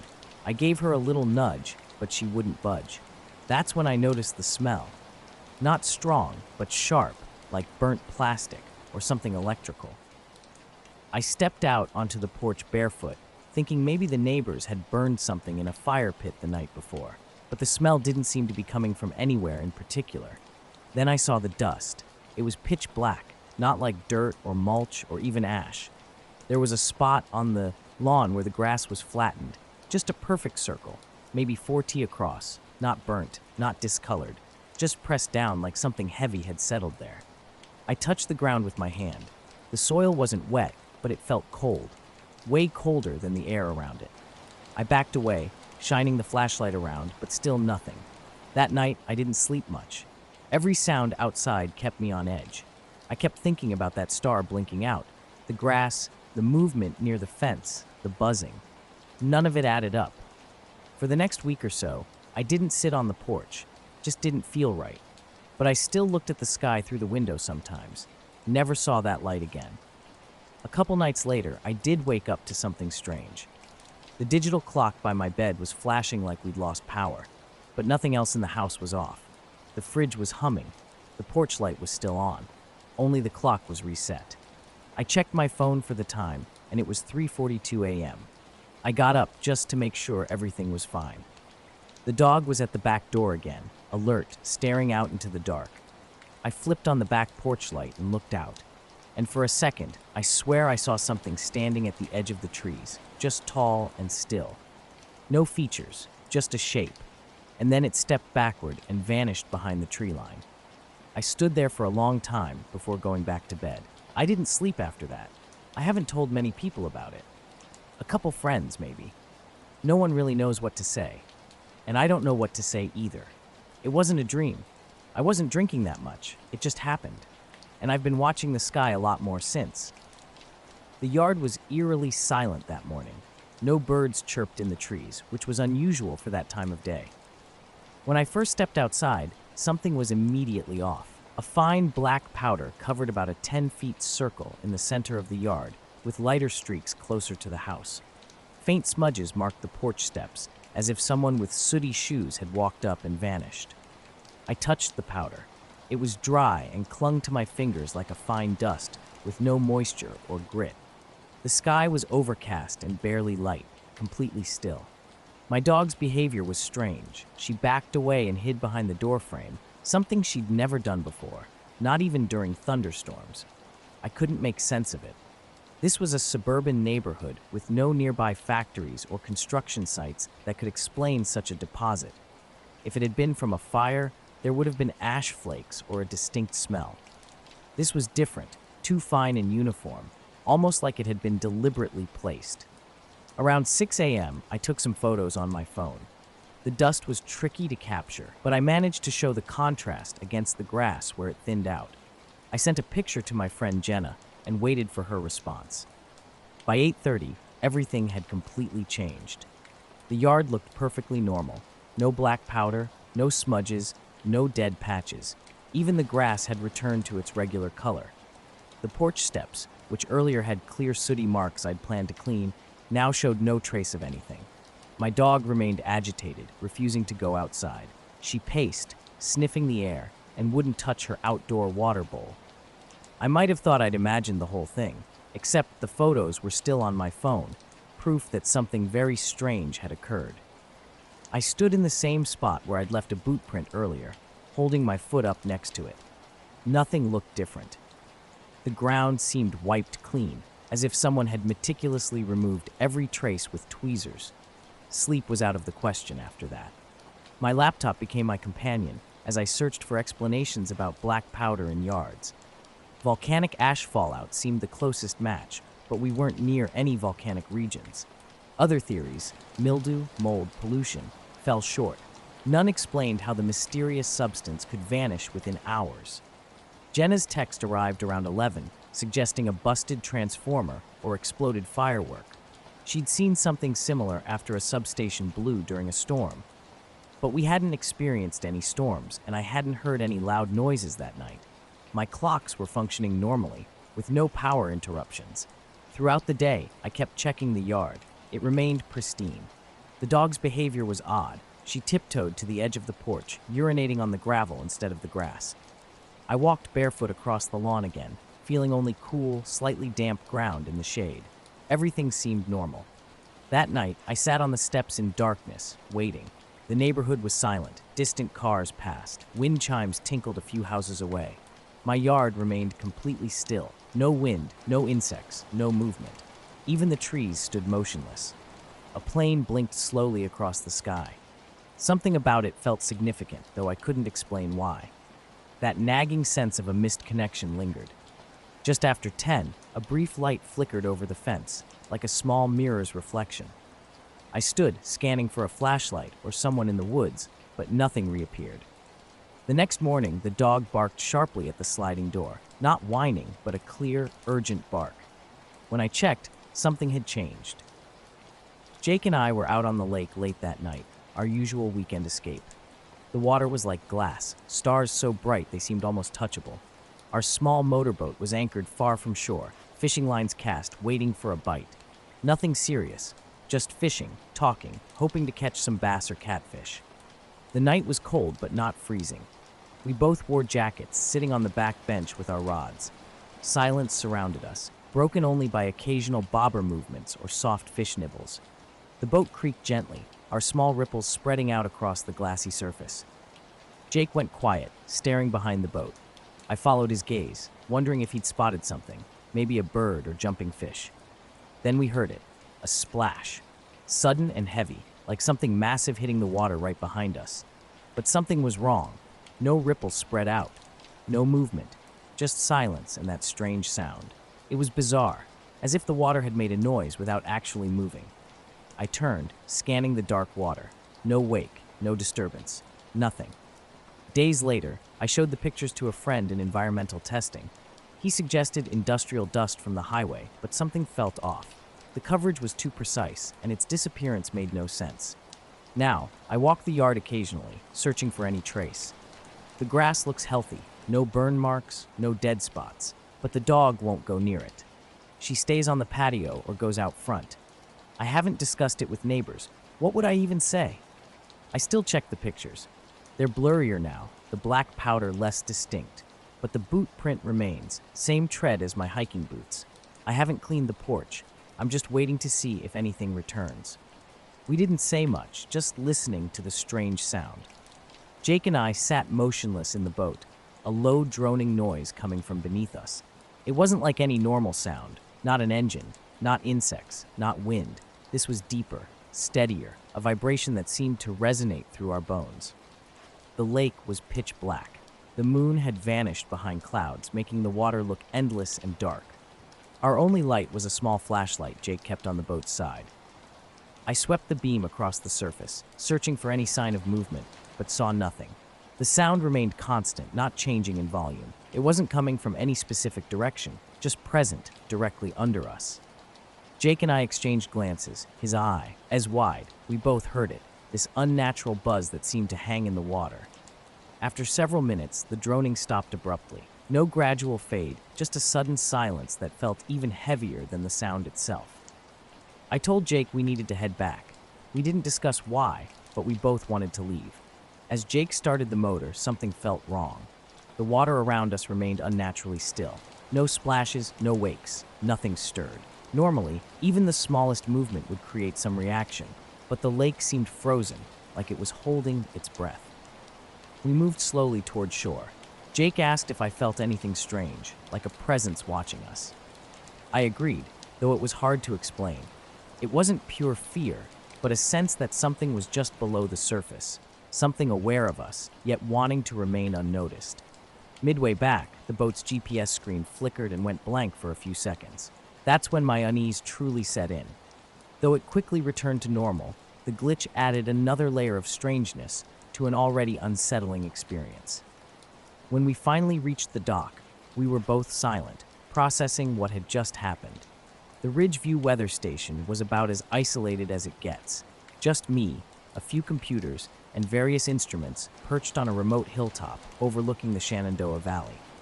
For 6 months, I'd worked these night shifts, mostly staring at radar screens and checking data logs while recording whatever strange weather patterns rolled through. I actually enjoyed the solitude, and my black lab Tucker, with his distinctive white chest patch, always accompanied me since my apartment didn't allow dogs. That night, Tucker was curled up next to the control desk, softly snoring, when things suddenly changed. I was monitoring the usual readings: wind speed, humidity, atmospheric pressure, when my monitor flickered. A high-pitched buzzing sound briefly filled the room before cutting out completely. The electromagnetic sensor showed a massive spike, the kind you'd typically see during a thunderstorm or solar flare. Except the sky outside was perfectly clear. No clouds, no wind, not even a single leaf moving in the trees beyond the window. Tucker's ears twitched, though he didn't bark. I stood up and looked out. The full moon bathed everything in bright light, illuminating the trees and empty field behind the station as if it were daytime. No lightning, no planes, no satellites overhead. Nothing that could explain what was happening. Later, after an incident on the lake with Jake that I'm still trying to understand, we packed up quietly, neither of us wanting to discuss what we'd experienced. Driving home, I kept checking the rearview mirror, half expecting to see some light or shape following us, but there was nothing. That night, sleep eluded me. The memory of a strange splash and a low, vibrating drone under the boat kept replaying in my mind, as if something was still waiting.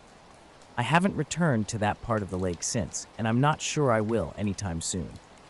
When I finally stepped onto the wooden dock planks, their familiar creaking felt almost like a relief. The night air seemed lighter, and the lake looked normal again, reflecting moonlight and stars without any weird silence or strange noises. I noticed the spike in electromagnetic activity on the instruments and checked again. Nothing changed. It was like something had surged through the atmosphere, but I couldn't detect anything unusual. Maybe it was just a glitch with the old sensors, which sometimes gave false alarms, especially when the temperature dropped at night. But then things got strange. Tucker suddenly stood up, growling low and steady while staring out the window toward the forest line. I followed his gaze but saw nothing. No animals, no movement, just black trees and moonlight. He wouldn't stop growling, hackles raised, teeth bared. Not aggressive, exactly, but alert, warning me something was off. As I moved closer and rested my hand on his back, unease crept into my chest. The control room lights dimmed briefly, as if someone had flipped a switch. The computers didn't reboot, but the monitors flickered. A faint hum hung in the air, too low and steady to be coming from the machines. I pulled up the security cameras. One pointed at the station's perimeter, the other scanning the woods about 100 yards away. Both showed nothing unusual, no vehicles, people, or animals. Grabbing a flashlight, I went outside with Tucker, who remained tense but quieter. The air was cold and crisp, stars stretching clear above. Carefully, I scanned the tree line, shining the beam through branches. No movement, no strange lights or shapes, only wind rustling distant leaves. I turned slowly in a circle, eyes peeled for anything out of place, staying outside for about 10 minutes. Back inside, the EM sensor spike had vanished, but a low-level hum lingered, almost like a vibration you could feel in your bones. I tried calling my supervisor in Madison, but the radio link crackled with static before cutting out. My cell phone showed no signal. Not surprising, given the station's location on a ridge between hills and dense forest, with the cell tower miles away. Still, the isolation felt more pronounced. I kept watching the data feed. Nothing else abnormal happened during my shift, but the feeling remained, something undefined, something just beyond perception. The weather station loomed quiet on the hill as dawn broke. I packed up my gear and hooked Tucker's leash to the station door, making my way down the dirt path to the truck. Glancing back, the instrument seemed peaceful, the forest behind it bathed in morning light. But something had been off all night. Tucker wouldn't settle down, pacing and growling softly at the window. The lights had dimmed and flickered periodically, as if the building itself was breathing. During the drive home, a faint glow caught my eye, just above the treetops, moving with an unnatural smoothness. No sound, no blinking lights. When I blinked, it vanished. Back home, Tucker seemed unaffected, tired but normal. I sat on the porch, watching the early morning sky and wondering about the night's strange events. The instruments had definitely recorded something real enough to disrupt sensors and power, yet completely invisible. This wasn't my first encounter with the unexplained. Just weeks earlier, during a routine night flight from Salt Lake City to Winnemucca, something unusual happened. I was in my Cessna 182, cruising at 9,500 feet around 10:15 p.m. The air was smooth, visibility excellent. About 25 minutes from the Nevada line, a faint glow caught my attention. At first, I thought it was a ground light or vehicle, but it was too high, too strange. 3 dim white lights arranged vertically, slowly rising in a perfectly straight line. Miles out, yet distinctly visible. Tucker hasn't acted strange since that night. Neither have I, really. But a quiet, unsettled feeling remains, the sense that something might still be out there, beyond the trees. Waiting, watching. And sometimes, in the deep silence of night, I swear I hear that low, faint hum that makes everything feel just slightly wrong. I was flying when I noticed something strange. 3 lights, vertically stacked, were ascending slowly beside me. They didn't look like stars, too low, and they weren't moving like typical aerial objects. I flipped on my map light and checked the chart. Nothing was supposed to be out there. I radioed Salt Lake Center. "This is November 785 Mike Romeo. Are you seeing any traffic at my 10 around Hunnone 5? 3 lights climbing vertically." Their response was quick but puzzling. No other traffic in the sector, just my radar return. I described the light's position, about 15 degrees off my nose, still climbing. Salt Lake confirmed they showed no civilian or military traffic within 50 miles. Something felt off. Not fear exactly, but an unsettling sense that I shouldn't be witnessing this. The lights continued rising steadily, almost like they were pacing me vertically. They were dim, solid white dots, not blinking, not navigation lights. Then a 4th light appeared below them, fading in smoothly without any sudden flare. I radioed again, asking about tower lighting or weather balloons. Salt Lake remained adamant. Nothing was out there. The lights had now stopped rising, hanging about 5,000 feet above me. Too close to be stars, too stationary to be helicopters. When I banked slightly right to keep them in view, something extraordinary happened. The entire vertical column of lights shifted horizontally to the west, sliding as if on glass. No rotation, no blinking, just a smooth, controlled drift. "Salt Lake," I reported. "I have visual contact with 4 unidentified lights moving laterally. No strobes, no sound, no visible aircraft body." The radio silence stretched longer this time before they repeated. I was the only thing in that airspace. I was out on Lake Windfield fishing late one Saturday night, like I always did on weekends. The water was quiet, stars dotted the sky, and my little boat lantern cast a soft glow. A chilly breeze hung in the air, but not enough to bother me. Benny, my border collie mix, lay curled up at my feet, calm as ever unless a fish splashed nearby. Around midnight, I was leaning back, slowly reeling in my line when something unusual caught my attention. About 20 or 30 feet from the boat, a cluster of pale lights hovered just above the lake's surface. These weren't like any boat lights or lanterns I'd seen before. They were soft and diffuse, and strangely, they didn't reflect on the water. During my next flight, something equally strange happened. I didn't declare an emergency. I simply said no and continued flying. The lights held their position for about a minute before suddenly rising much faster, as if shifting into a new gear. They shot straight up, vanishing into the cloudless sky within 3 seconds, not dimming or flickering, but completely disappearing, leaving nothing but empty night sky. I stared at the spot for a long time. The center didn't respond, seemingly waiting to see if I'd call back. I didn't. The rest of the flight remained quiet, and I landed just after 11:30 with calm winds and a dark hangar. No one was around when I tied down the plane, climbed into my truck, and drove to the motel without unpacking. The next morning, a few odd things became apparent. My solar Casio watch was 10 minutes behind, something it never does. My backup headset mic was partially unplugged and tucked under the seat, and my knee board, which I always clipped to my leg during flight, was on the passenger side floor. Nothing seemed impossible, but something had shifted. I distinctly remembered checking the time before seeing the lights, clipping the board to my knee, and coiling my headset cord as usual. I've only shared this with one trusted pilot friend. He didn't laugh or try to explain. He simply listened, nodded, and mentioned seeing similar strange lights in that area multiple times. I haven't flown that route at night since. The lake was eerily still that night, and something felt off from the start. Normally, lights near water would create reflections, but these didn't. Instead, they seemed to be completely absorbed by the water, as if the lake itself was swallowing them whole. The lights remained perfectly motionless, even though a steady breeze was barely causing the smallest ripples on the surface. Benny, usually calm and unbothered, started growling softly, which was strange. He rarely reacts unless there's a bird or raccoon around. I blinked several times, wondering if my eyes were playing tricks on me. Half jokingly, I called out, "Hey, you folks lost or something?" But there was no response. The lights were a pale, bluish white, not harsh like old glow sticks or some bioluminescent insect. They were too large and too steady to be anything ordinary. I considered paddling closer to investigate, but something held me back.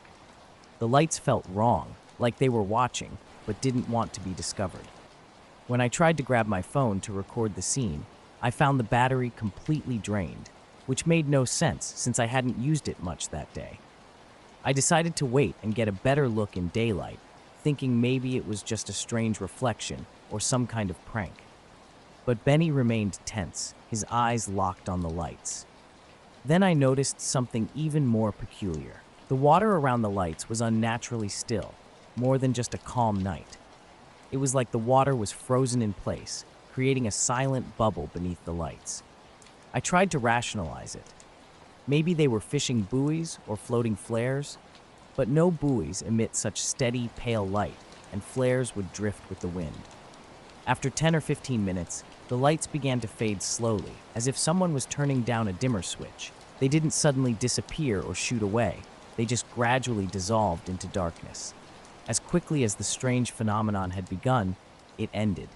Benny relaxed and lay back down, but I remained sitting, staring at the spot where the lights had been, feeling a lingering chill that had nothing to do with the night air. The Pine Ridge Trail stretches east of Asheville, a couple hours of woodland hiking that usually offers solitude. Early September brought cool, clear weather perfect for camping. I'd set up my usual solo site with Rosie, my golden retriever mix, keeping me company. Around 11:30 that morning, I tethered her to a tree and carefully picked my way down a rocky slope to investigate a small stream. When I returned, something felt immediately wrong. Everything was technically in the same spot, but not quite. My entire campsite had been meticulously rearranged into a perfect circle. Backpack, tent poles, shoes, stove, and fuel canister positioned with deliberate precision. Rosie was now untethered, standing directly in the center of this strange arrangement, staring at me with a confused expression. Later that night, out on the lake, an unexplained calm settled around me. Mild air and an unsettling stillness surrounded my boat. Lights appeared briefly, unlike any fishing vessel or navigation signal I'd ever seen. My phone's battery died suddenly, with no clear explanation. Back in town, I asked other fishermen about the incident. No one reported seeing anything unusual. No strange lights, no odd lake conditions. My phone's battery history showed nothing out of the ordinary, which only deepened the mystery. Since then, I've avoided that specific lake spot at night.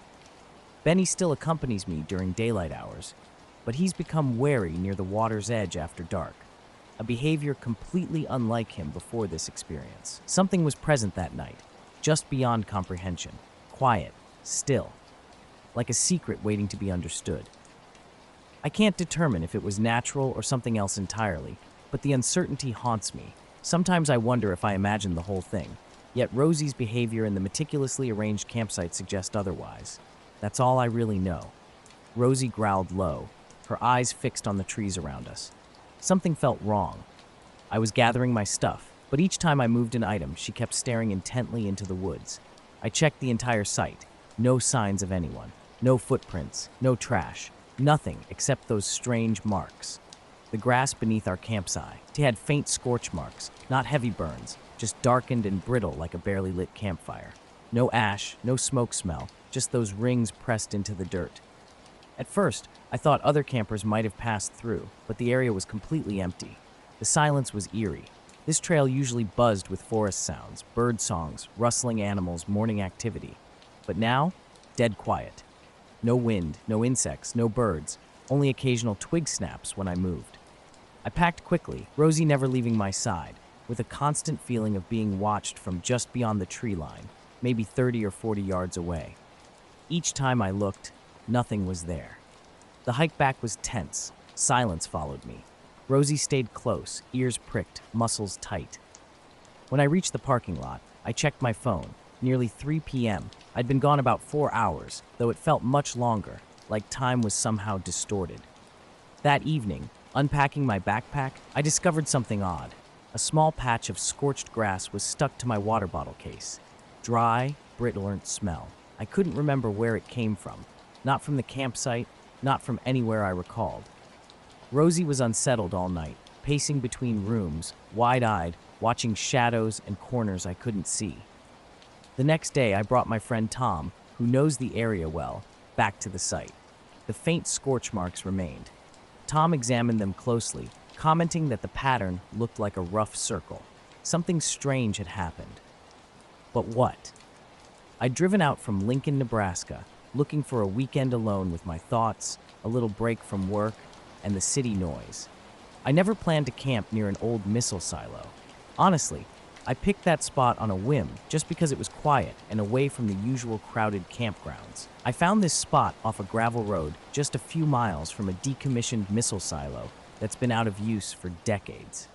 There's nothing left but some concrete bunkers, rusted fences, and an eerie silence that sticks to the place. I pulled my RV into a clearing not far from the silo, set up the satellite dish, and got settled in. I wasn't expecting much beyond a quiet weekend reading and maybe a hike. The sky was clear that evening, with a slow breeze and just a hint of chill in the air.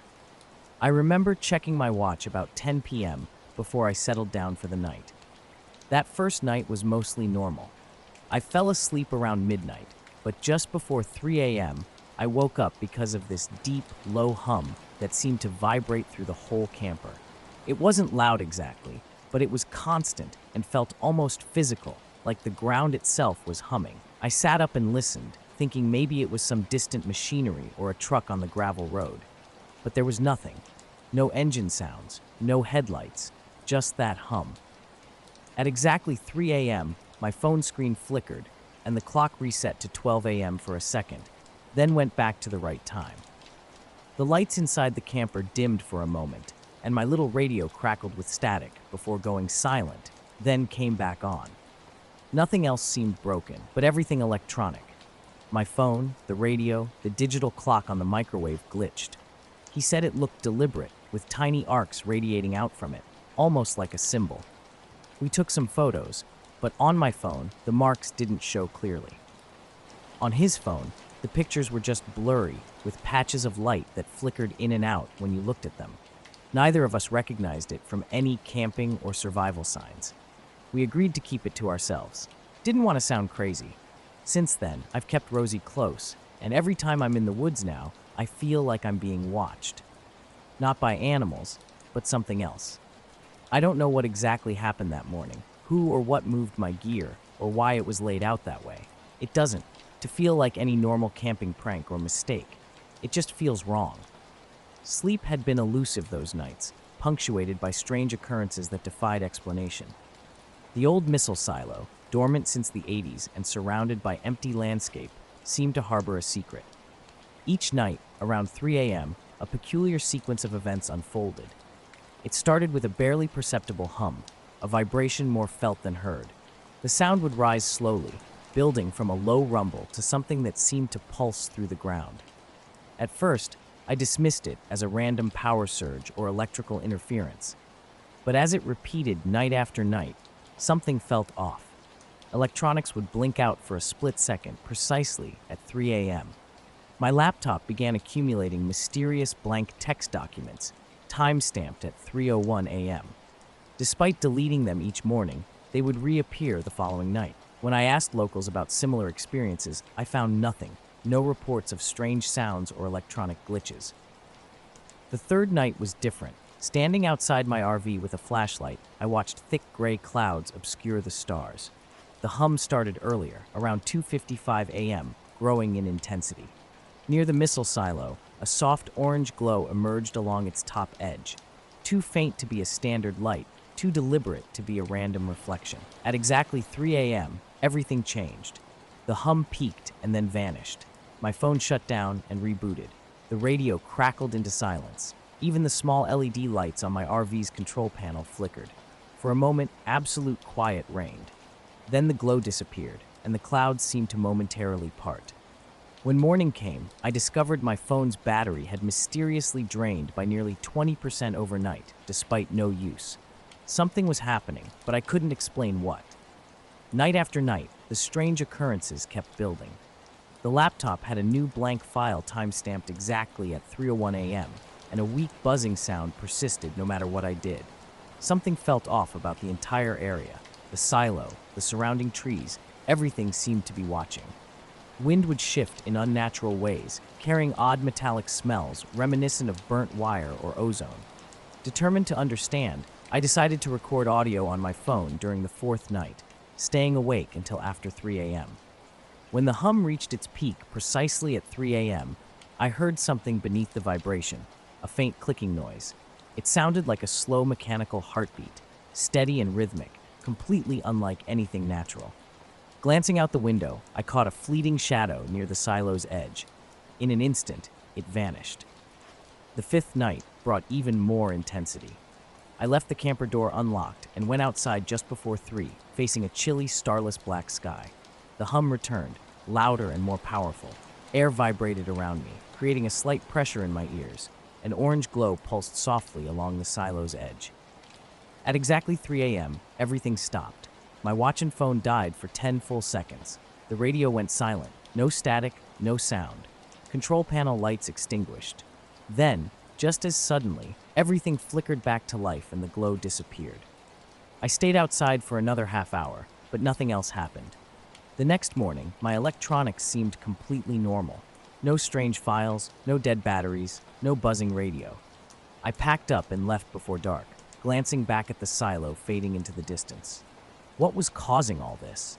Was it tied to the place or just an odd natural phenomenon? I never found a satisfactory explanation, and no one I spoke with had experienced anything similar. Even now, late at night, I sometimes hear a faint hum in the back of my mind, soft enough to make me wonder if I imagined the entire experience or if something more mysterious was at play. I set up my team, Elapse, on a clear Tuesday night in mid-September. My shooting location was a scrubby hilltop behind my place in Driftwood, Texas, backing up to some ranch land. Facing away from Austin, the light pollution was minimal.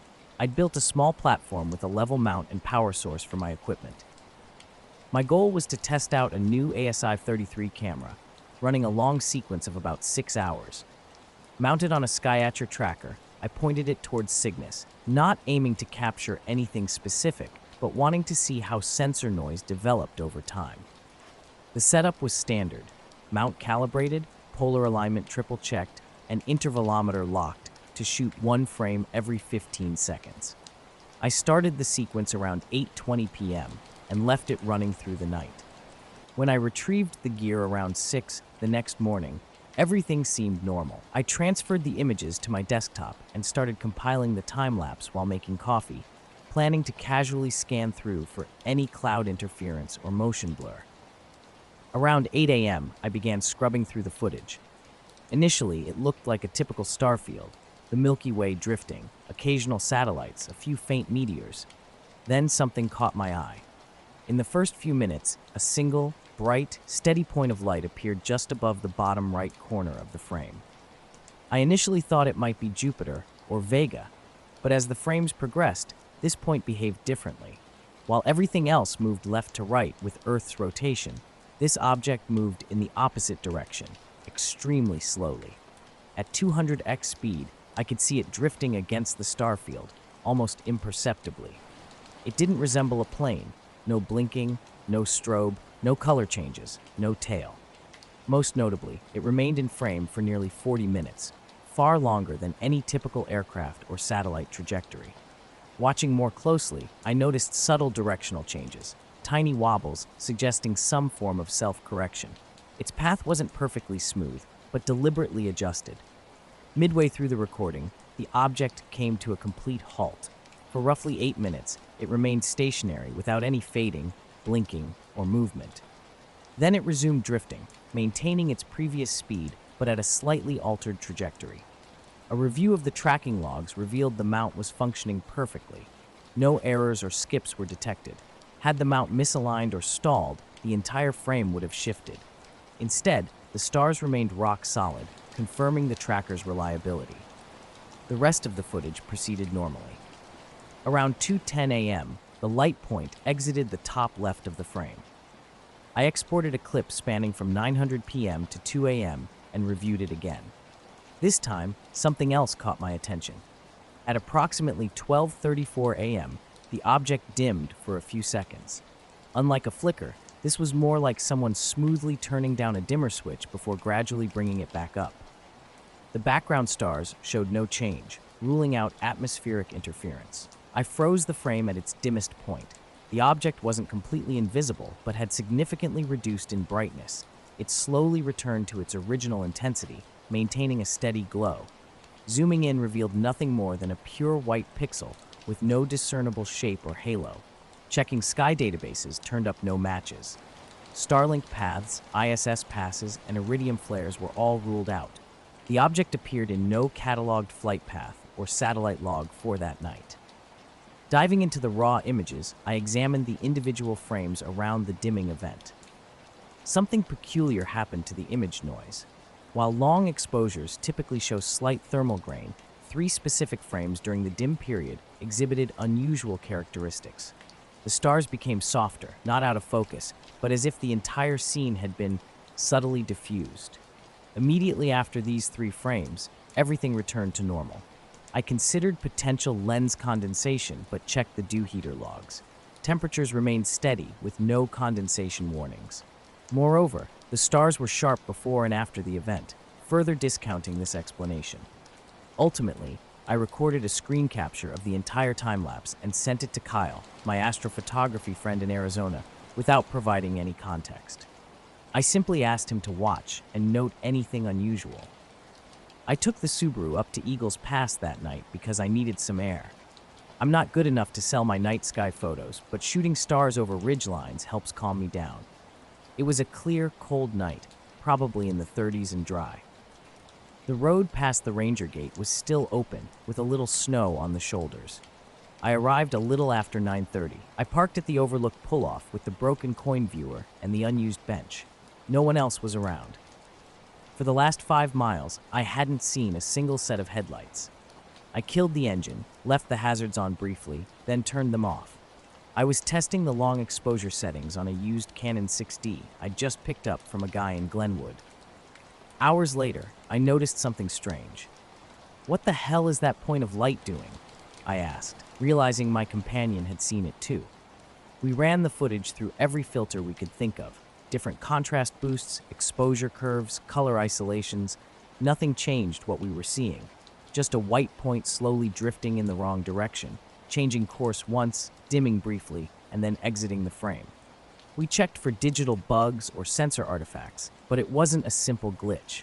The point changed position, brightness, and path over time. Out of curiosity, I checked my backup drive's time metadata. Everything lined up except for one thing: a gap in the log between 1:24 a.m. 46 seconds, completely gone.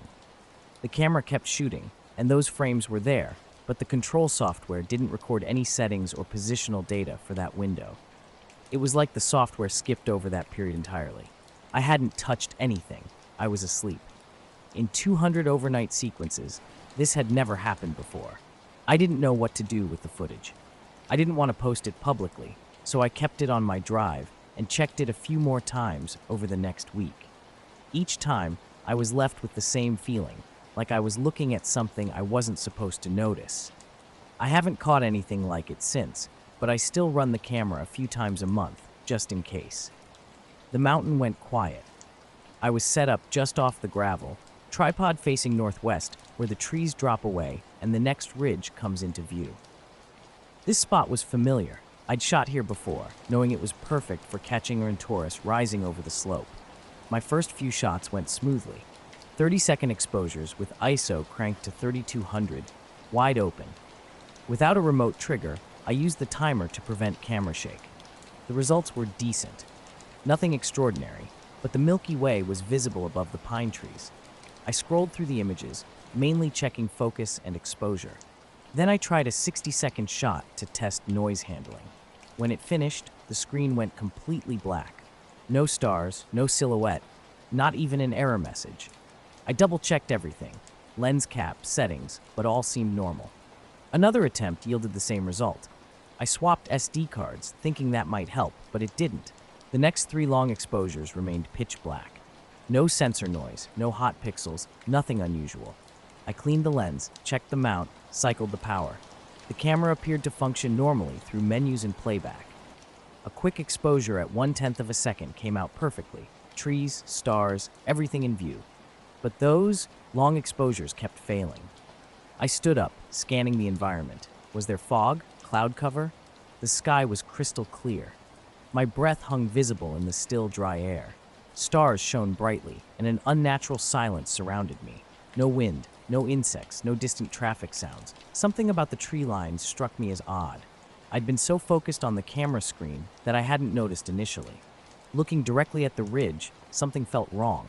It appeared unnaturally flat, as if someone had drawn a perfectly straight horizontal line where jagged terrain should be. I knew this ridge. I'd hiked it before.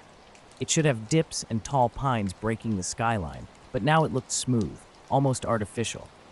Lifting the camera, I aimed toward the ridge and took one more 60-second shot. As it processed, I strained to hear anything, any sound that might explain the strange scene before me.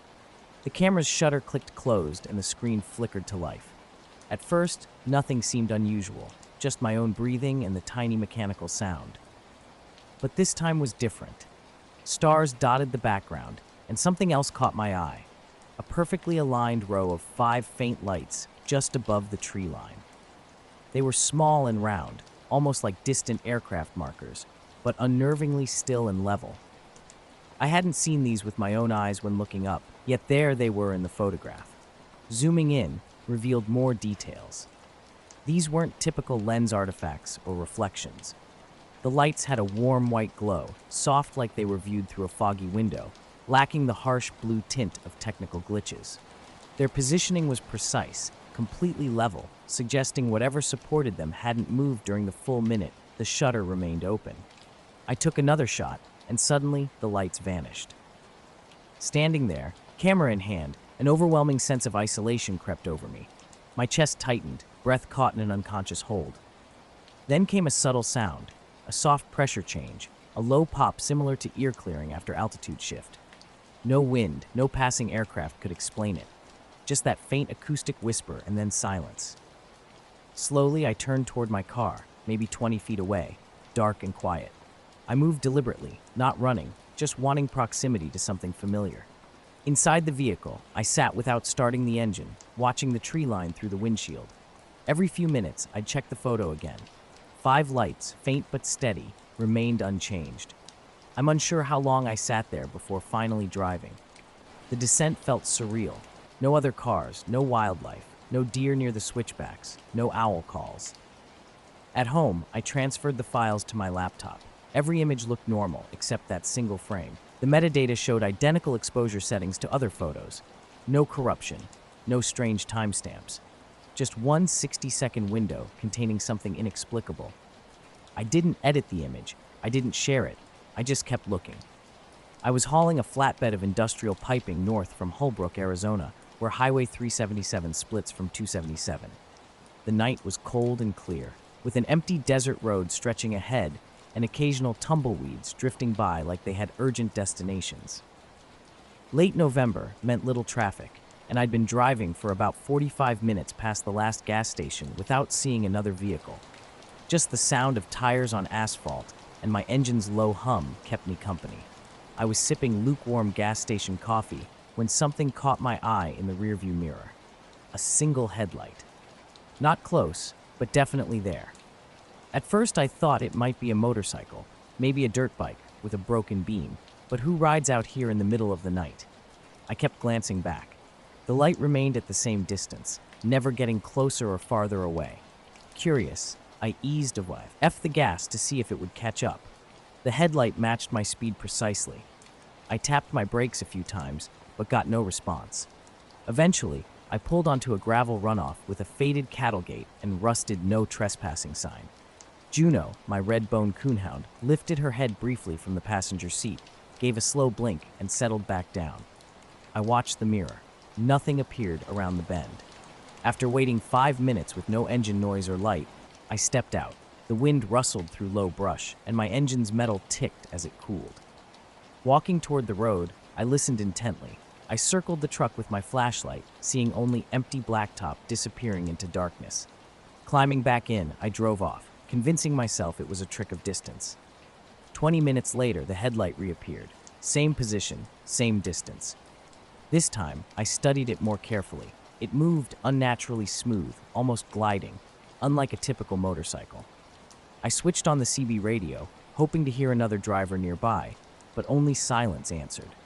The file still sits on my drive, labeled with that night's date. I haven't returned to Eagles Pass since. The road stretched out ahead, quiet and empty. I eased off the gas, trying to slow down, but the light stayed put behind me. A small maintenance turnout appeared, and I decided to stop.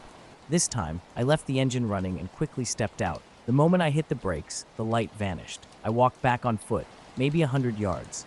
Juno followed, her nose in the air, catching something strange. Her tail stood stiff, ears alert. I waited, surrounded by silence. No sounds, just dry air and distant power line buzz.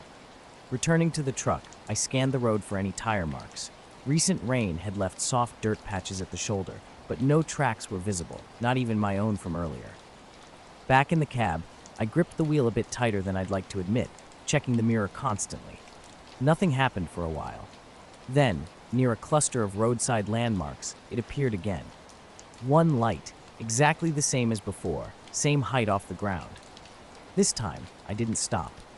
I stared, barely blinking, for about 10 minutes straight. Juno started whining, low and nervous, unusual for her. She kept glancing at the side window, as if expecting something to materialize. I tried a different approach. Braking hard, I killed the headlights, plunging everything into pitch darkness. When my eyes adjusted, the light was still there. Bright. Too bright, actually. It didn't behave like a normal headlight. No glow on the asphalt, no beam, just a sharp white point. Then it blinked out, completely. No fade, no gradual disappearance. Sitting in the dark, my heart racing, I waited. 1 minute, 2, 3. I switched the lights back on, pulled onto the road, the shrine, and continued driving. No more mysterious light followed. I reached Farmington just after 4 a.m. After dropping off the trailer and signing the logbook, I went to my usual resting spot. Stretching, I looked up. The sky was crystal clear. Stars like powdered sugar across black glass. Off to the east, higher than any aircraft I'd ever seen, a faint white dot hovered. Suddenly, it shot left, faster than anything in my 30 years of driving. Just a blur, then gone. Juno let out a single, sharp bark. I'm Ed Harrow, 68 years old now, a retired radar operator. My career was spent at a military base in Montana, where my job was watching the skies for anything unusual. Long shifts in the radar room meant hours of staring at green blips, tracking commercial jets, military patrols, and occasionally satellites. One night in '94, during my graveyard shift from 3 a.m. to 11 a.m., everything seemed routine. The base was quiet, with just the usual static and occasional aircraft passing through. But around 5:15 a.m., something caught my attention that I couldn't explain. A blip appeared on the radar at about 1,000 feet, far below our typical tracking altitude of 30,000 to 40,000 feet. At first, I thought it might be a small aircraft or weather balloon. I watched, expecting it to move or disappear. Instead, it remained stationary. Then, in less than 3 seconds, it rocketed straight up like a bullet, past 70,000 feet and vanishing at the edge of the radar's range. My heart raced. I'd never seen anything move like that. Alone in the room, I double-checked the equipment. No glitches, no errors. I logged the event and reported it up the chain of command as usual. What followed was even stranger. My supervisor called me in, calm but serious. He instructed me not to mention the incident to anyone.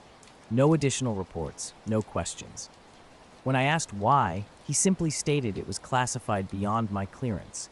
That moment made me realize how little I truly understood about what was happening. I kept silent. In that line of work, you learned quickly not to rock the boat. I didn't discuss it with family or colleagues, but the weirdness wasn't over. About an hour later, during a smoke break, the sky just beginning to show dawn's first light, I noticed an almost imperceptible hum in the air. A strange, low vibration filled the air that night, not from machinery, but something unnatural. My gaze drifted to the horizon where a faint, steady glow hung just above the tree line. Unlike any star or aircraft light, it remained constant and pale. Days passed, and these odd encounters continued. Sometimes near the base, sometimes in the distance, strange lights would appear. They moved differently from planes, silent and still. A low, persistent hum would occasionally accompany them. When I mentioned this to a colleague, he just laughed, suggesting I'd watched too many sci-fi movies. Then came the night that changed everything. Around 3 a.m., I awoke to a dim bluish light flooding my room. Through the window, I saw a shape hovering above the trees near the base. Indescribable and blurry, almost triangular, but with shifting edges. I blinked and it vanished. The radar had shown nothing unusual. I tried calling the radar room, but no one answered. The radio only crackled with static. I shrugged it off, but the feeling persisted. Years later, now retired, I'm still uncertain. The unexplained radar blip that shot straight up, those glowing lights, the mysterious hum. Could it have been a new aircraft? Some secret technology? Or something entirely different? I've kept this to myself for so long. There was never a clear way to explain what I experienced. But I tracked it. I know what I saw, and that's all I have. Years later, sitting on my rooftop near Asheville, North Carolina, I still think about that night. My black lab Pippa sits beside me as I gaze at the stars. After midnight on a quiet weekday, with a light spring jacket keeping me comfortable, I play soft music and unwind from my hospital shift. Some mysteries, I've learned, remain just that, mysteries. I was on the roof, Pippa beside me, her ears twitching slightly as she kept watch over the neighborhood. The eastern sky stretched dark and wide, stars twinkling in their usual spots, distant planes casting faint glows. Everything seemed normal at first. Then something caught my eye. A cluster of lights that didn't quite fit the typical night sky pattern. They were small, white, unnaturally bright and steady. Not like regular stars. I initially thought they might be a military formation, but their movement was different. Slow and deliberate, these lights began rotating around an invisible center, creating a mesmerizing spiral. I blinked hard, wondering if my eyes were playing tricks.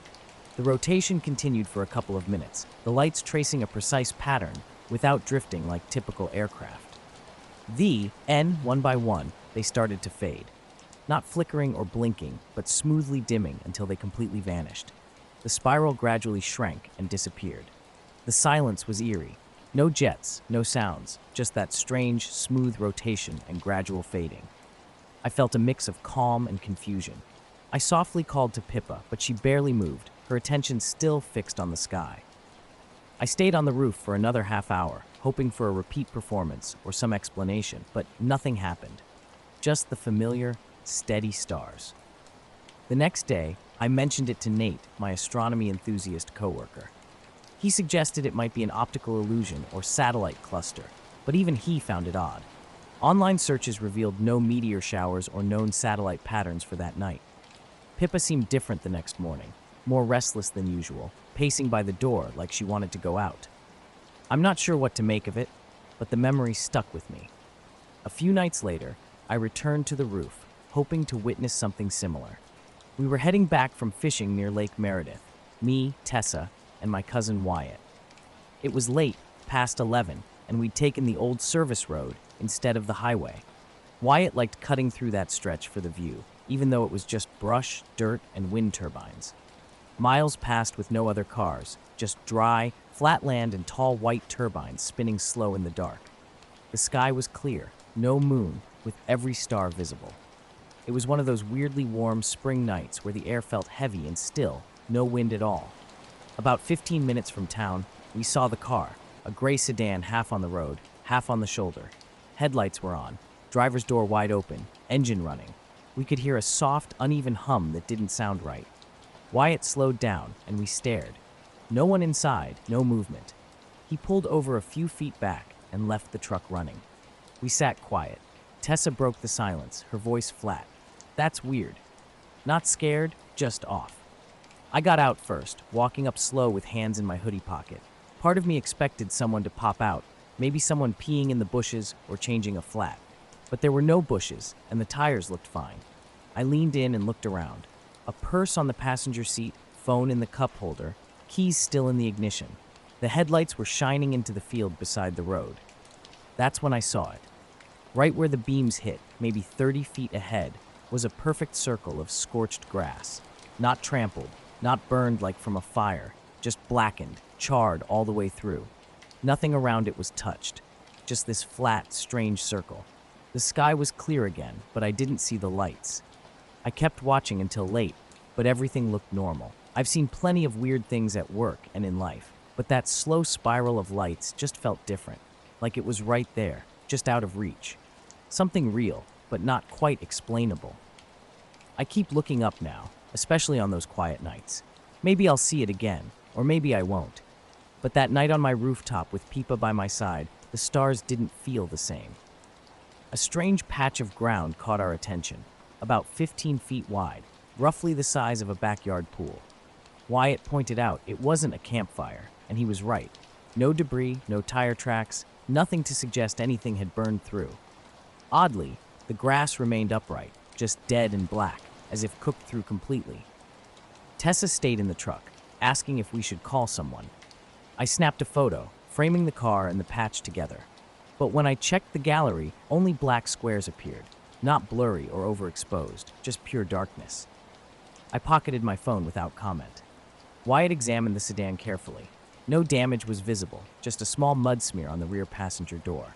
The field's edge showed no signs of disturbance, no trails, no footprints. Checking inside, he noted the car was in park, tank full, with windows down in the back and no wallet. I asked about theft, but his look said it didn't make sense. A stolen car left in the middle of nowhere, lights on, keys inside. Something felt off. We stood quietly, the silence unnatural. No insects, no wind, just the low engine hum and distant turbine sounds. Suddenly, Wyatt's phone buzzed. No service, he showed me. My phone was the same. No bars, which was strange given we were near the wind farm where I'd streamed videos before. We decided to drive into town and report it to the sheriff. As Wyatt turned to get back in the truck, he stopped. Tessa was gone. Her door was shut, window down, seat empty.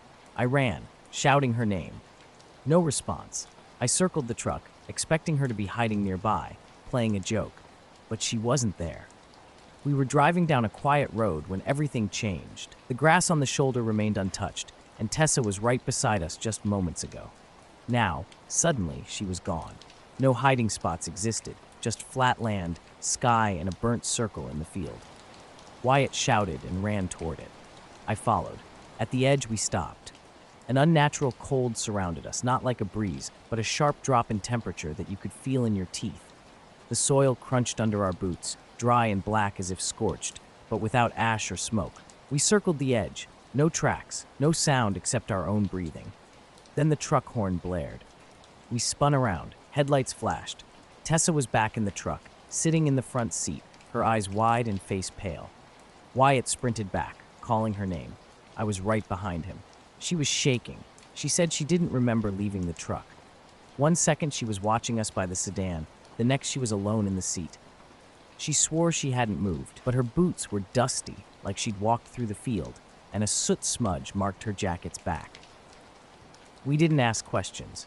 We left immediately and drove straight to the sheriff's office. We reported the car, gave its location, said it looked abandoned. We left out the strange details. The next morning, we followed up. The deputy reported finding the vehicle. Just a stalled sedan with a cold engine, no sign of the owner. They'd towed it to impound, no mention of the scorched grass or the open door. When I asked about a purse or phone, they said the interior was clean, nothing of note. Later that day, I checked my phone. The pictures I'd taken were gone. Not blacked out, completely missing, like they never existed. Only a blank spot in my camera roll remained where thumbnails should have been. We never really talked about it again. Tessa avoids that part of the county now. Wyatt sold the truck months later, claiming electrical issues I never saw. I still think about that car, the straining engine sounds, the perfectly dead circle of grass. I can't explain what happened. All I know is we weren't supposed to be there. The Forest Service road west of Bend was quiet that late October evening, just before the snow would start to settle in.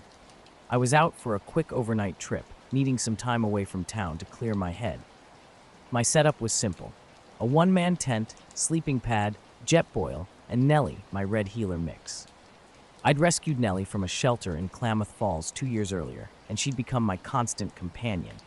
She's smart and a bit neurotic, but an excellent trail dog who sleeps light, a trait I've always appreciated when camping. We parked off a rough spur road, torn up by logging trucks and untouched by graders for years, and hiked about 1.5 miles to a familiar clearing. The spot was perfect, a flat area near a shallow creek, surrounded by lodgepole pine and younger firs. No cell service, just wind and occasional squirrel sounds. I set up camp around 5 p.m. as daylight faded. The day was gray and damp, cold enough to seep into your bones if you stopped moving. After making a small fire and cooking ramen, sharing some kibble with Nellie, she wandered the clearing's edge, nose down and tail up. By 7:30, darkness had fallen. I extinguished the fire and retreated to the tent, wearing my Garmin watch, a basic GPS tracker I always use on solo trips. Before sleeping, I checked the battery. 71%. No alarm set. Around 2 a.m., Nellie's low growl woke me. Not a full bark, but a deep warning. I sat up, unzipped my sleeping bag, and listened. Silence. No footsteps, no breaking branches, just wind through trees. I touched Nellie's back. She remained rigid for a moment before settling down. Probably just a deer or raccoon nearby, I thought. After that, sleep came in fragments. I dozed on and off, listening to the endless darkness. Nellie remained quiet, and nothing else disturbed our solitude.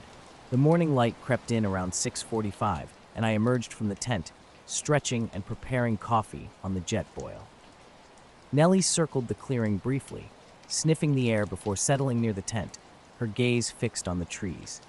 Nothing seemed out of the ordinary, just her usual watchful demeanor. Curiosity led me to check my watch, as I always did, wanting to review my sleep heart rate, but something caught my eye in the GPS history. A track logged between 1:58 a.m. and 2:44 a.m., marked as a walk. Strange, because I hadn't moved from the tent. The GPS path revealed a near-perfect circle, looping around my tent about 15 feet out. A smooth, uninterrupted line with no erratic movements. 4 complete laps, then stopping. Total distance, 0.57 miles. Duration, 46 minutes. Average pace, 20 minutes per mile. None of it made sense. I scanned the clearing for footprints. The soft, damp soil should have shown something. My prints from earlier, Nellie's paw marks, but nothing fresh appeared. No evidence of anything circling us. Nellie remained motionless, still staring into the trees. Not tense, not afraid, just intensely focused. I tried to rationalize the GPS track as a glitch, a false signal, but her behavior gave me pause. Packing became a rushed affair. Half-finished coffee, damp tent, sleeping bag hastily stuffed into its sack. Nellie stayed unusually close. Typically she'd wander while I packed, but not this morning. We hiked out quickly. Every snapping branch made me flinch, glancing back repeatedly, even when the clearing was no longer visible. At the car, I sat for a moment before starting the engine. I turned the watch off completely, leaving the mysterious track in the history. I haven't returned to that spot since. The labeled walk remains untouched, an unexplained memory. 3 winters back, on a Tuesday night, I was settled into a quiet rental house on Montana's outskirts, close enough to town for work, but far enough that my backyard stretched into old Forest Service land, mostly pine and rock. Solitude suited me just fine. My job involved nighttime snowplow contracts for the city, typically starting at 10 p.m. and running until dawn. But that particular evening, the expected storm never materialized, and the roads remained dry. I was off shift. The night unfolded predictably. I made a frozen pizza, took care of Buster, my mutt who looked like a golden retriever mixed with something scrappier, and watched half a hockey game before turning in early. My last action was checking my phone, 10:43 p.m., charging, no messages. Around 2 a.m., Buster's low growl woke me briefly. He wasn't barking or standing, just emitting a rumbling grumble from his bed at my feet. Half asleep, I told him to stop, assuming he'd heard a deer near the tree line. Morning arrived, and my routine continued. After walking Buster and brewing coffee, I discovered something odd. A voicemail then, notification. Strange, given the typically spotty signal at my house. Even more peculiar, there was no accompanying missed call, just an unknown number. I played the message on speaker in the kitchen. For the first 30 seconds, only a deep, low humming noise filled the audio, similar to the sound near high-voltage lines or a large transformer. Underneath, soft static crackled like a poor radio connection. Then, suddenly, my name. Whispered, twice. Connor. Pause. Connor. Male voice. Quiet but distinct. No emotion, no threat, just checking if I was listening. I'd been hearing these weird voicemails at weird hours, and something felt off. It started one night when a strange message came through at 2:13 a.m. No distortion, no glitches, just pure silence. My dog Buster had been growling earlier, which made me uneasy. I checked around the house, but everything seemed normal. Doors locked, windows closed, no footprints except mine and Buster's. I deleted the voicemail, though I wasn't sure why. It just felt wrong to keep it. The whole thing seemed like a prank, maybe from a spoofed number. But what bothered me was the complete absence of any call record. I checked my phone log and online account. Nothing logged for that time. That night, I stayed up late watching TV with the volume cranked up. Buster stuck closer to me than usual, which he only does during storms or when something spooks him. Around midnight, he went to the sliding door and stared outside for 5 full minutes, ears up and body stiff. No barking. When I looked, there was nothing, just snow, darkness, and trees. 2 nights later, another voicemail arrived. Same unknown number, same time of night, 2:09 a.m. This one was shorter, mostly static, with weird distant clicks like something tapping on glass. Towards the end, just one long, slow breath. No voice, no name. I kept it for a few hours, playing it multiple times, trying to catch something more. I even held the phone to Buster, who immediately flattened his ears and left the room. I decided to visit my sister in Missoula that weekend. I told her work was slow, but really, I just didn't want to be alone in the house. No voicemails came while I was there. When I returned, I walked the property again. Nothing was out of place, no tracks, no signs of anyone around. My landlord lived hours away and never visited unless something broke. I didn't know anyone who might be playing these tricks. About a week later, around 1:30 in the morning, things got even stranger. I was mindlessly scrolling on my phone when the silence settled around me. Buster lay curled on the rug, motionless. The humming began softly, not from my device, but from somewhere outside. A low, steady pulse hovering just above the house. It wasn't loud enough to disturb anything, just barely perceptible. Curiosity pulled me to my feet. This wasn't the familiar drone of household appliances or power lines. The sound was deeper, more contained, without any echo. Sliding open the back door, I stepped onto the deck, bare feet meeting cold wood. The night sky stretched overhead, dense with stars, absolutely still and windless. I listened intently. Then abruptly, the humming vanished. No gradual fade, no shifting pitch, just silence. Looking up, I noticed something strange. A section of sky about the size of my spread hand had gone completely black. Not obscured by clouds, but simply absent. Empty. Stars surrounding this patch continued to shine, but within that space, nothing existed. I blinked, squinted, waited. After perhaps 10 seconds, stars began reappearing, not simultaneously, but one by one, as if something had shifted position and was now moving away. Sleep became impossible that night. And for weeks afterward, I changed my phone number, kept Buster close, and avoided the woods. I never reported anything. There was nothing concrete to report.